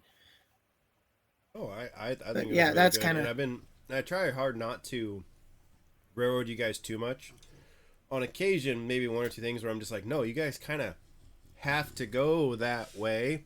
I try to do my best not to railroad you, and I hope I don't ever really push you too hard in one way. If you've ever railroaded us, Luke, it doesn't feel that way.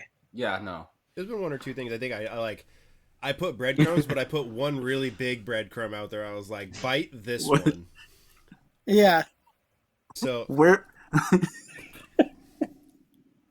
Well, I think that's part of the story of like how you be a good DM. Like if you're going to describe an event, you say like, okay, the party walks up in, they open a door to a room and there's 5 guards. One of them has a cigar.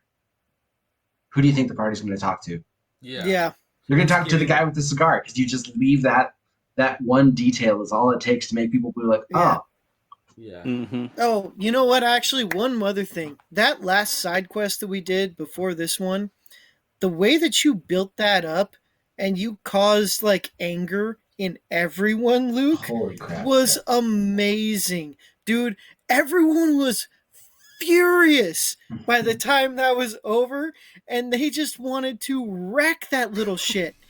And I like, dude, that was masterful writing. Honestly, that probably, like, out of everything, like, if we were going to take, like, one session, that side quest was my favorite one. Because it was kind of like you were saying, a murder mystery. Like, that's where I can get to, like, I think that's where Osrin actually got serious, was that episode. Like, really serious. Because Osrin was the one going, so what did you say about the thing in the and stuff? And so I feel like the side quest actually flushed out Osrin a lot more than some of the main story stuff. I think So sometimes when you get that's too my locked favorite in- stuff. Sometimes when you get too locked into the major story, you get too like, oh, this is how my character would react. I was like, no, but let your character react naturally. Like, what are you feeling this character would do? Like, don't be afraid to change stuff. Don't be afraid to adjust stuff. Don't be afraid to mess with things. Yeah, like that channel divinity and shooting lightning down the grates into the sewers. That was a legit attempt to try and electrify that little bitch. Oh, Like, I don't doubt it. I that don't was- doubt it at all. And that's what the whole goal is. I want to make everyone mad. Like, I Yeah. want it just to be like, I think that's the sign of like a good twist. Is not that it was predictable, not that it's so out of left field that you're like, oh wow, this one person you've never heard of did it. It's like a little like really deep backstory, middle finger to all of you. And it was just like pure actual annoyance and anger, which I think was successful. So That's exactly what. Okay, Yes. so like when I made my journal for Caprin, and I shared it to Luke, that's what he said. Is like, yeah, this last campaign was basically a giant middle finger to all you guys. just really just like, Yeah. so Yeah, I was just gonna say it was like, sorry, I'm getting echoes and it's confusing my brain. Yeah, that's what I did too. Yeah, I don't remember now. Sorry. You're good. So I was gonna ask Caprin what you thought of, or Chris, what did you think of all of this, and what was your favorite moment? There are so many moments that are my favorite moment. First off, I've learned to my great embarrassment that I have my own favorite sense of humor. And when I rewatch these videos, I die at Caprin saying some dumb thing or another. My favorite Caprin line of all time is I have good news and I have bad news. The good news is The I'm dead. bad news is that I'm down, but that's good news to people who don't like me. And that is my favorite Caprin line in the world, and it makes me just bust. But my favorite joke in the whole series was easily Shane suggested we throw pocket sand at the purple worm. Yes. Holy crap, Pocket dude. sand. That one almost put me in the hospital. Yes. That Same. joke is so ridiculous. Same. Barry's out of the sand and he throws sand at it. Holy Yes. crap, man. That one killed me. That killed me too. Oh my god, so many. But realistically, like, the jokes are great. The character development is great. I think probably some of my favorite moments, though, are the moments where I felt seriously emotionally invested. Like, hearing about the lizard folk in the swamp and just being like, yo, we gotta help these guys. And just feeling like, this is a fictional story. I'm just telling the story with a couple people. But I know I would feel guilty if I walked away from these lizards. Yeah, there were so many times while I was listening at work, and I'm like, oh, I hope they go to the lizard people. I hope that they do this. I hope, like, that's a good story when a listener like me wants to hop in, and luckily I got to hop in. But it was just like, I want to be in this world. I want to like somehow put in my voice of like, no, let's go talk to those people. No, let's go save those people or whatever. Like, that's what I was gonna say. Sorry, I just remembered what I was gonna say about like characters and what your character does and all that. Like, just now this episode of like, you know, I would have definitely taken the blessing, but Grumble, I was like, you know what, Grumble wouldn't, and also let's have some fun. I know this is gonna bite me in the ass, but let me handicap myself a little bit, because I knew him, like, I'm a barbarian, I can take a lot of damage. Let's do this. That's what you took. That's exactly what you took. Yeah, exactly. And so then Grumble actually being angry that he almost got knocked down, so he viciously bit that lizard's or whatever snake's throat out. Like it's just anyway, yeah. I But was yeah, to Capron's point about the making you feel something. I think Dirk is like the best example of that. We met him for like what 30 seconds before he got squished by a giant, and now everyone's got this reverence for Dirk. He's got a statue in the AA, and like Osrin's like holding on to the monocle in his pocket every time he's walking by the statue and kind of looking up at it. And it's one of those things where it's very you get emotionally invested in it, and that's a sign of a good storyteller, Luke. Well, I think it's because you got so attached to Talon and Aristrad, where it's like you have a deep connection with them, and then all of a sudden, oh, Talon's dad is dead, and it just hits so much harder. And like, I mean, I cried, like I got emotional and froggy when I was reading Dirk's eulogy. Like, you can hear it in my voice, I start to crack. I mean, I almost started to get teary-eyed when I realized Dirk was related to them. Once we learned that, and that's why I suggested, like, we can't just bury the guy here. No, like, we have to return this body. That was like, a stone in the stomach for sure. This guy deserves literally everything we can give. Like, and that is a testament to just how good, again, your story writing is. That's just phenomenal.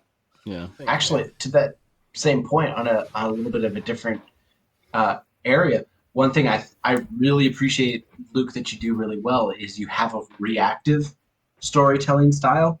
So, like, you've kind of really worked inside of the environment of our characters. That as Capron is very rebellious and haughty, you've thrown puzzles at him and challenges at him that require him to swallow his pride.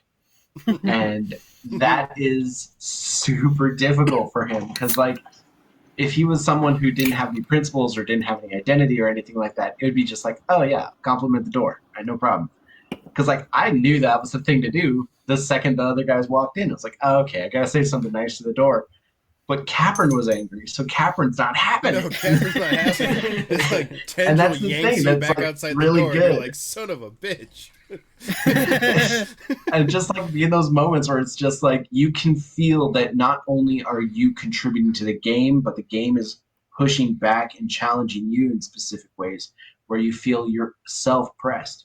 Like, I mean, I'm sorry, I'm going a little bit long, and I'm sure you want to talk to Alex too, but like, another one of my favorite moments was the dungeon where we met Mad Natty. And each person had their own customized type of villain that's like, oh, that's perfect. Where it's like, oh, these are the things that you're good at. These are the things you're bad at. And this is where you land. And, you know, some of us have lucky dice. Some of us have hot days and cold days. We go through it. But like, I'm not gonna just having a reactive game like that changes with the people and incorporates their own personality and experience as their character grows, tremendous. Absolutely tremendous. Yeah, it's like, I'm not going to throw 5 skeletons at Zane. Like, yeah. He'll all That's one all round of all Zane would have to do is be like, Yeah. But and I'll say, Luke, you know, I'm gonna be heading up the next session, dude. You've left some massive shoes to fill. I hope I can do as good. Oh, and you do great. I think you do a really good job. I think you do great with voices, character stuff. You do really good with building a structure.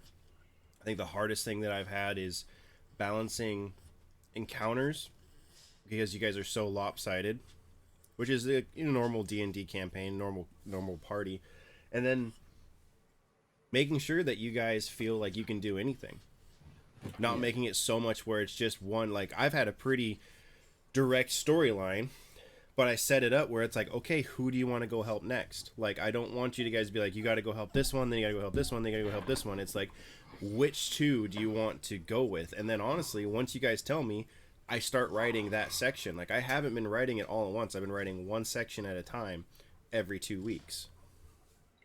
Well, here's a really cool That's thing, cool. an exciting thing. Like, I am very excited and nervous to take on the next DM position. But guys, Alex, Shane, Jordan, Levi, you're not getting Luke as a DM next. You're getting him as a co-worker. He's Yeah. gonna be playing with you guys, dude. How cool is that? So This is gonna be I was- interesting. I'm really excited to meet the KFC chicken. Yeah. And Me too. I've been like so excited about Colin that. Matthias the third. How's it going, Matthias? My name is Smith Wesson. Nice to meet you. Boy, Like, you are, bless your Oh, heart, yeah. you are a handsome man. oh, thanks. You know, they say that about, a lot of goblins don't find me attractive, but Oh, that is just for a too- goblin, I think I'm pretty good looking. That is, they just must have their blinders on. Bless your heart. Oh, you're too kind. But anyway, So, Alex, it is your turn. Please tell me what you liked, all that kind of stuff. What's your favorite moment? So to kind of go along with what Shane was saying, I mostly love the like major character moments. So when you write stories or make major plot points that kind of challenge each of our characters. So when Capron had to deal with the Trent dude bringing up his past, or when Zane wasn't there most of the time, and then he comes rushing in to save us all, or when Osrin picks up Grumble's hammer straight out of his hand and calls it to him and freaking smacks a dude with it and then throws it back at him. Just like random moments like that grows each individual character in that moment. And seeing each individual character interact with each other, it's fascinating. And I love seeing how each of those characters interact with one another, and it makes me think of how I can get my character to interact better with each character. So that helps me be more creative, I guess. So that's what I love about this is I'm trying to be more creative in that aspect. Oh, I think you're Dude, doing a great job, and I think everyone's doing a really good job at reading their character out, feeling their character out, letting it flow, like not getting too harshed up on. Well, my character's got to be the dorky, goofy one. Well, I'm gonna always be dorky and goofy, and then there's moments like Capron got legit pissed, where it's like actually mad, like no time for nonsense. We're gonna go mess some stuff up, like that kind of stuff. Same thing with Grumble. He's like such a dork and lovable character, but when he gets mad, he gets vicious. that scene with the werebear was legit, like incredible. Like or literally the with mental image of a dwarf mauling a werebear. Yeah. or Crap, literally dude. the polar opposite of that, with Grumble laying in the snail house cuddled up with a teddy bear. Yeah. Exactly. That was my touch. I wanted those two different things. I like that Bruce Banner Hulk type thing where it's just like, okay, here's the cute lovable. Oh, you got him pissed? Oh no. Like but like that's just great. Like I told Luke some things about like Grumble's backstory and we kind of threw some stuff back and forth with each other. And it's just like I'm really excited for his backstory, and also just like, man, yeah, I got legit as Grumble. Like I got pissed at that werebear. Like I was just like, mother, like, Yeah, I But the- actually dude, got that- under Levi's skin, which was good. yeah. And then like that moment when Osrin like took Grumble's hammer, that was the most hype like Avengers Endgame moment. Like, yeah, it's just like, and Grumble's just like, I knew it. Like, trying to Yeah, think of my that favorite was combat. that was one of my favorite moments. Is like that was Osrin like pure pissed. Like yeah. yeah, I thought, Osrin's like normally pretty even tempered. Like he's a happy dude. Like Mhm. he's chaotic good. Like that's his general modus operandi. He's like oh, that's funny, huh? You know, why is it chickens live in a coop? Because if it had 4 doors, it'd be a sedan. Like that's the Yeah. kind of guy Osrin is. Like just goofy, dorky nerd, kind of funny. But then all of a sudden he gets pissed, and all of a sudden he's all electric, and he's like throwing hammers and stuff like that. Like, I love that. It's like a Dr. Jekyll, Mr. Hyde kind of thing. Yeah. Like almost like, have you seen the Benedict Cumberbatch Sherlock? Yes. Yeah. Where he's very erudite and very calm, and then all of a sudden he's like, I can be vicious. Like, that's kind of like, to a lesser extent, where I see Osrin a little bit. I think in a way we've all kind of experienced that to an extent, because I think Catherine had a very similar experience interacting with the gnomes when he basically totally advocated that Sarah, was that the guard? What was her name? Yeah. Was it Sarah? Yeah. She get fired because, and this is like the beautiful thing is like when you notice that your character is out of his depth, and this is so true. And like whether it's role play or combat or anything else, it's like, oh, I'm not good at this. Someone needs to take over. So I look over at Osrin, like, Osrin, talk to them before I talk to them. And just like that moment where it's like, I can't deal with this. You got to step up. Yeah. I think my favorite moment for Taku was the freaking Misty Step with Caprin up in the air. That was one of the wickedest things. Like, or cast Featherfall with Caprin in the air. Like, something that should totally, like, by the rules, should not work. But I was like, that is so cool. I want it to happen. Like, that's happening. I don't care. And that's one thing Michael texted me. Michael was like, that was a good use of the cool rule, where it's like number one over all rules. If it's badass, let it happen. And that was one of my favorite moments with Taku. And the realization when he was in Nuru. Still disappointed in all of you for not asking what Nuru meant. But I was going to ask, but I did feel like it wasn't my place. No, because Grumble doesn't know. But I was really happy with how Taku stepped up and became kind of diplomatic and like dealt with his people and how he kind of felt like he had been home. That was super cool. And then page turn, like it was awesome. And then Caprin, like some of my favorite moments was just a lot of everything. I mean, a lot of Caprin's probably one of my favorite characters to watch and listen to.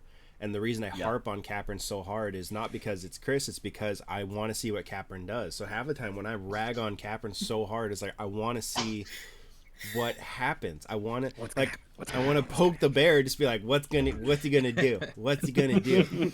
And just see what. The funny thing is, like, at the end of the day, I totally understand. Yeah, like it's not me picking on Caprin at all. It's not, or me picking on Chris at all. It's like I literally just like I want to see more jumpy goat. Jump, do goat, something jump. cool.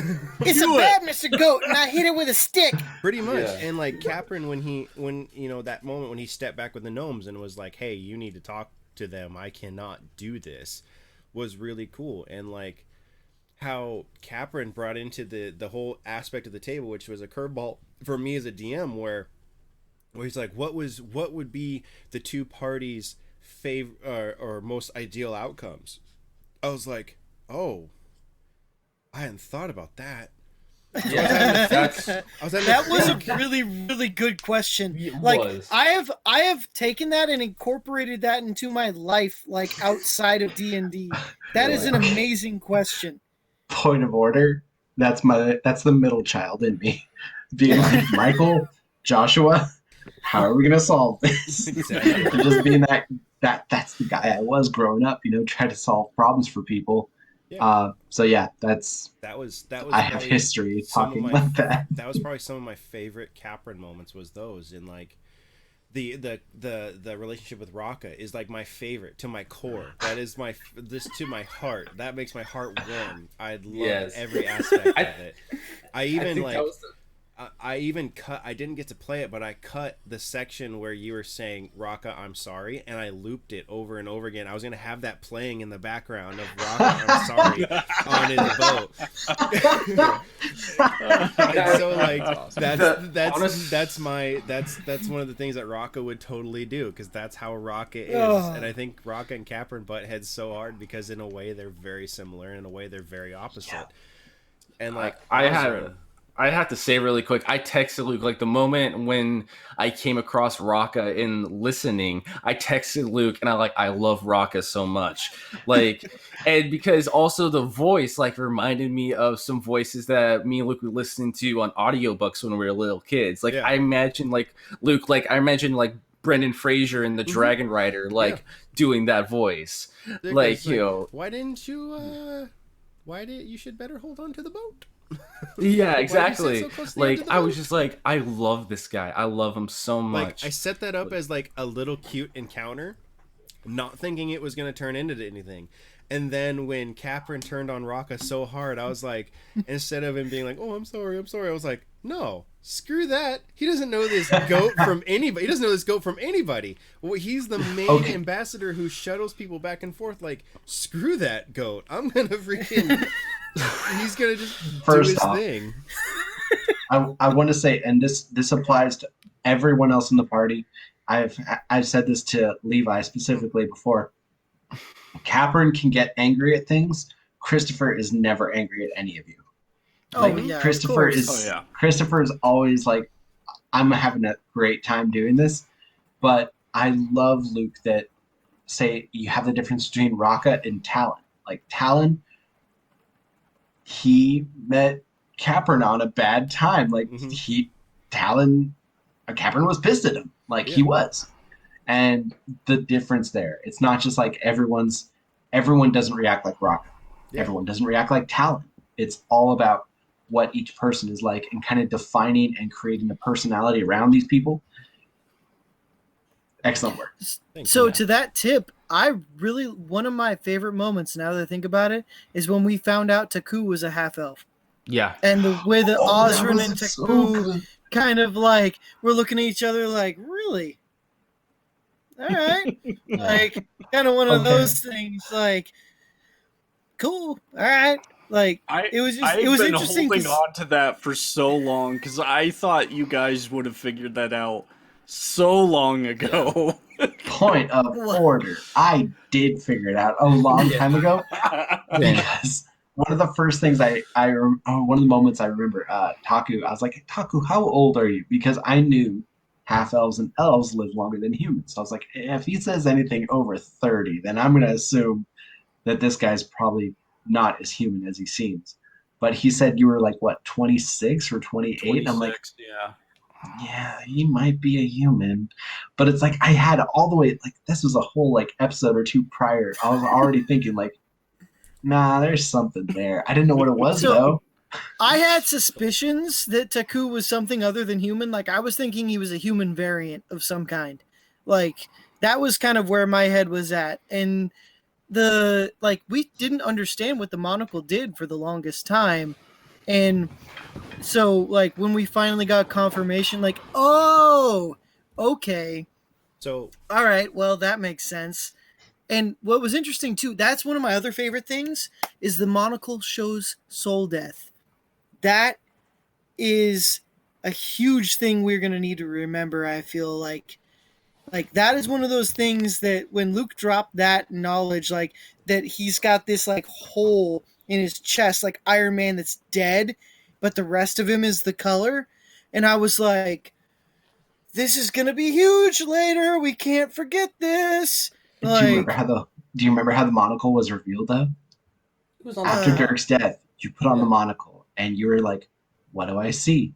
Yeah. And Luke says like, you see nothing?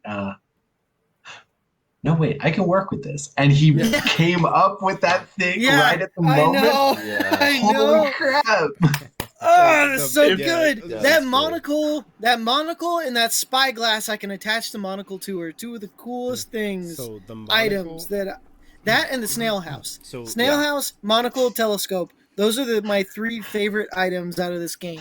So if you go back and my armor, because it saved my bacon a bunch of times. If you go back and rewatch that too, as soon as Luke starts coming up with the idea for that monocle and says like, oh, you know what? I do have an idea for this monocle. I am staring daggers into him. I'm like, don't you dare. Don't you dare reveal me like this.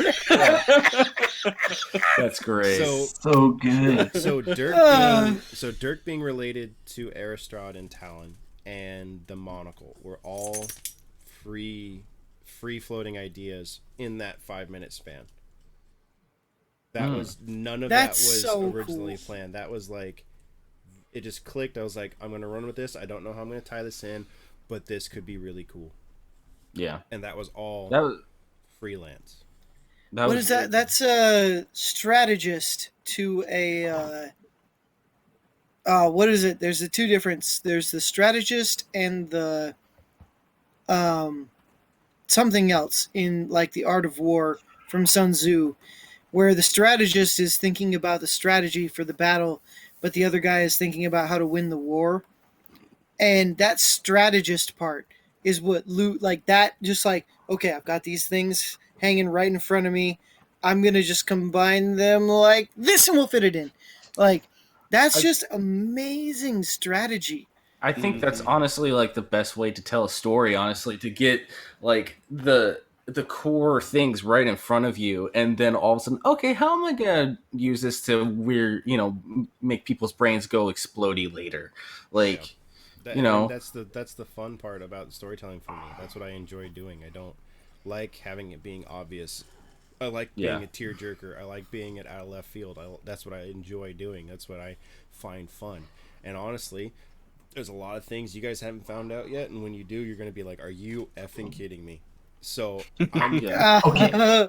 On that note, there's still so many things we don't know. Like, we don't know stuff about each other, honestly. A lot. Yeah. Actually, Luke mentioned, or someone mentioned earlier, I think it was Alex maybe, talking about our experience with the tree ant, how it kind of revealed a lot of my backstory. Well, in that moment, Capron talked to Osrin in Sylvan because he knew that was the only other person who could speak Sylvan. And it's like, yeah, what he said is true, but he's not sharing that information with the rest of the party. He basically just told the one other guy who understood the tree, like, yeah, okay, shut up about this. But like, and okay, so Osrin here's has not said a word about it. No, and that's significant because that's something that Capron really isn't super proud of, but it's part of his past.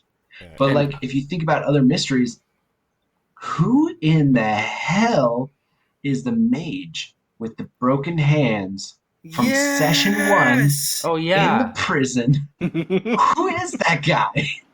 Yeah. We haven't found him or the orc that sprung him from the prison or even heard from them yet.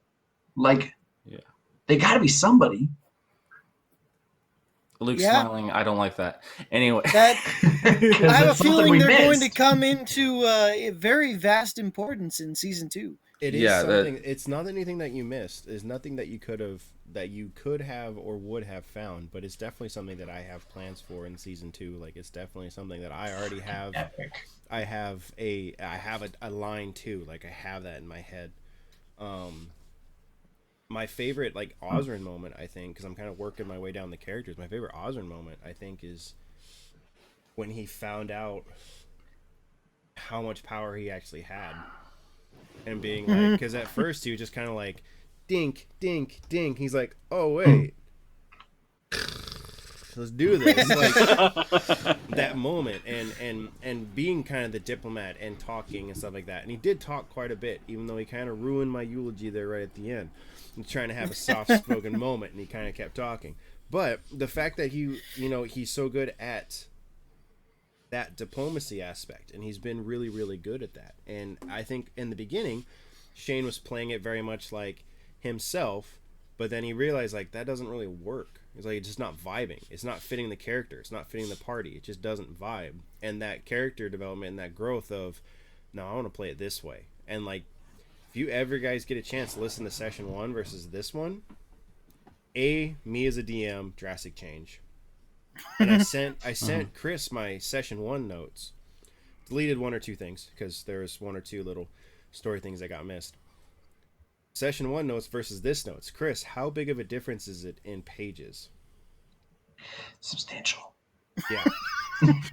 Session 1 is like 12 pages of if they do this, okay. If they do this, okay. If they do this, okay. Session 7, I think I sent him, or 8. It's literally one think it was 7. page. It's one page. It's just, this is what I want them to do. Here's the encounters. Let's see what happens. There's a very, very drastic difference. My favorite was of Zane was definitely when they're in the swamp. When you guys are in the swamp and he kills the freaking giant snake. Then all of a sudden, and that's like the moment when everyone realized, like, holy crap, the fighter does an S ton of damage, and it, like, lops the snake's head off. And then you guys go in, and you have the Yuan-Ti sitting there, like, where's our snake? Or like, you know, who's the snake mother? And Capern's like, I got this, and becomes a freaking giant snake with little ram horns. It's me. It's me. Yeah. So, like, that was one of my favorite Zane moments. Was just like, holy crap, I can do a ton of damage, and then the aspect of just, you know, talking with Raka, keeping him calm, keeping him cool, keeping him level-headed, you know, speaking when he needs to. Because at first, Jordan definitely, I can tell, was A, anxious, B, didn't know really how to play the character. But I think later on, it definitely developed where Zane talks a lot more, but he still doesn't talk a ton, but he just talks when he needs to. It's a lot more of that, you know, Theodore Roosevelt, where he's like, beware the man who doesn't talk but carries a big stick. Like, Yeah. you know what I mean? Like that kind of thing. My favorite Zane moment is probably in my first session where I was just being a dork and saying random stuff, and then Zane, like, to the guy on the wall, is like, "Are you a fan of basket weaving?" Like, like that was great. Yeah, like That was just off of something I randomly just threw out. Like, I was just like, I don't know, basket weaving. Like, yeah, and like Grumble was some of my favorite moments. Was like getting the king drunk. I love that. I was dying. Yeah, I'd that was love awesome. me as a DM. I was just like, are you freaking kidding me? I've got one character trying to talk to him, one character who's a freaking weasel, and one character who's getting him drunk. Like, are you absolutely killing me? And like the king singing and talking about the temple in the forest. Like that was again one of those freelance things. That was so cool. Like. That's... Dude, that was one of those where Osrin felt the most out of place. Like Osrin was like, "How do I don't know what to do here." Like Osrin was like just trying to like slowly kind of equal out both sides. Like that was Osrin felt like he was a fulcrum in that moment. Like that things could have slid either way, and Osrin kept kind of trying to direct the conversation to make it so no one exploded and no one puked on anyone either. and I think that's honestly like that's the most fun I had is Grumble. Like, I think in the session, like, you listen back, I'm just laughing and saying I'm so glad I'm here, because it was just like that's what I wanted to do, and that's where I feel like Grumble was at his core. Was like, okay, get the guy drunk and then try and get the most information out of him. And then where Osborne was like, no, let's go. It's just like, all right, you're right, but like, there's a part of Grumble that's just like, no, let's see if he talks more. Like, and in all honesty, I had him fully set. If he failed one more time, he was gonna spill a lot of beans, Like, yeah. Like you guys yanked him out, and I was like, wow, he was about ready to just drop the entire plot line of that kingdom 110%. Yeah. So yeah, I want to do a quick closeout. I don't want to end this. I just want to end the recording so I know where to stop it. So I just wanted to say thank you for everyone who has watched it. Hi, Mom. Pretty much that's the number one person who watches this. Hi, man. Hey, Hi, man. Luke's mom. Pretty much. Hey, Cheryl. The language in this session is all Zane. It does not reflect or will ever reflect the person that voices him. Exactly. None of the opinions of these characters reflect their actors or their personalities in any way, shape, or form, or companies that they may or may not represent. I'm sorry, Mommy. I'm sorry, Mom. No, thank you everyone again for watching it. Michael watches it. It's been really, really fun. Definitely check us out in season 2. In 2 weeks, we're going to be posting a brand new campaign featuring Capern Brackenwood, aka Christopher Chaddock, as our DM. Super, super exciting. We do have a session 0 already done, so the next one will definitely just be a session 1 ready to rock and roll. Thank you very much, and I hope you all have a good night.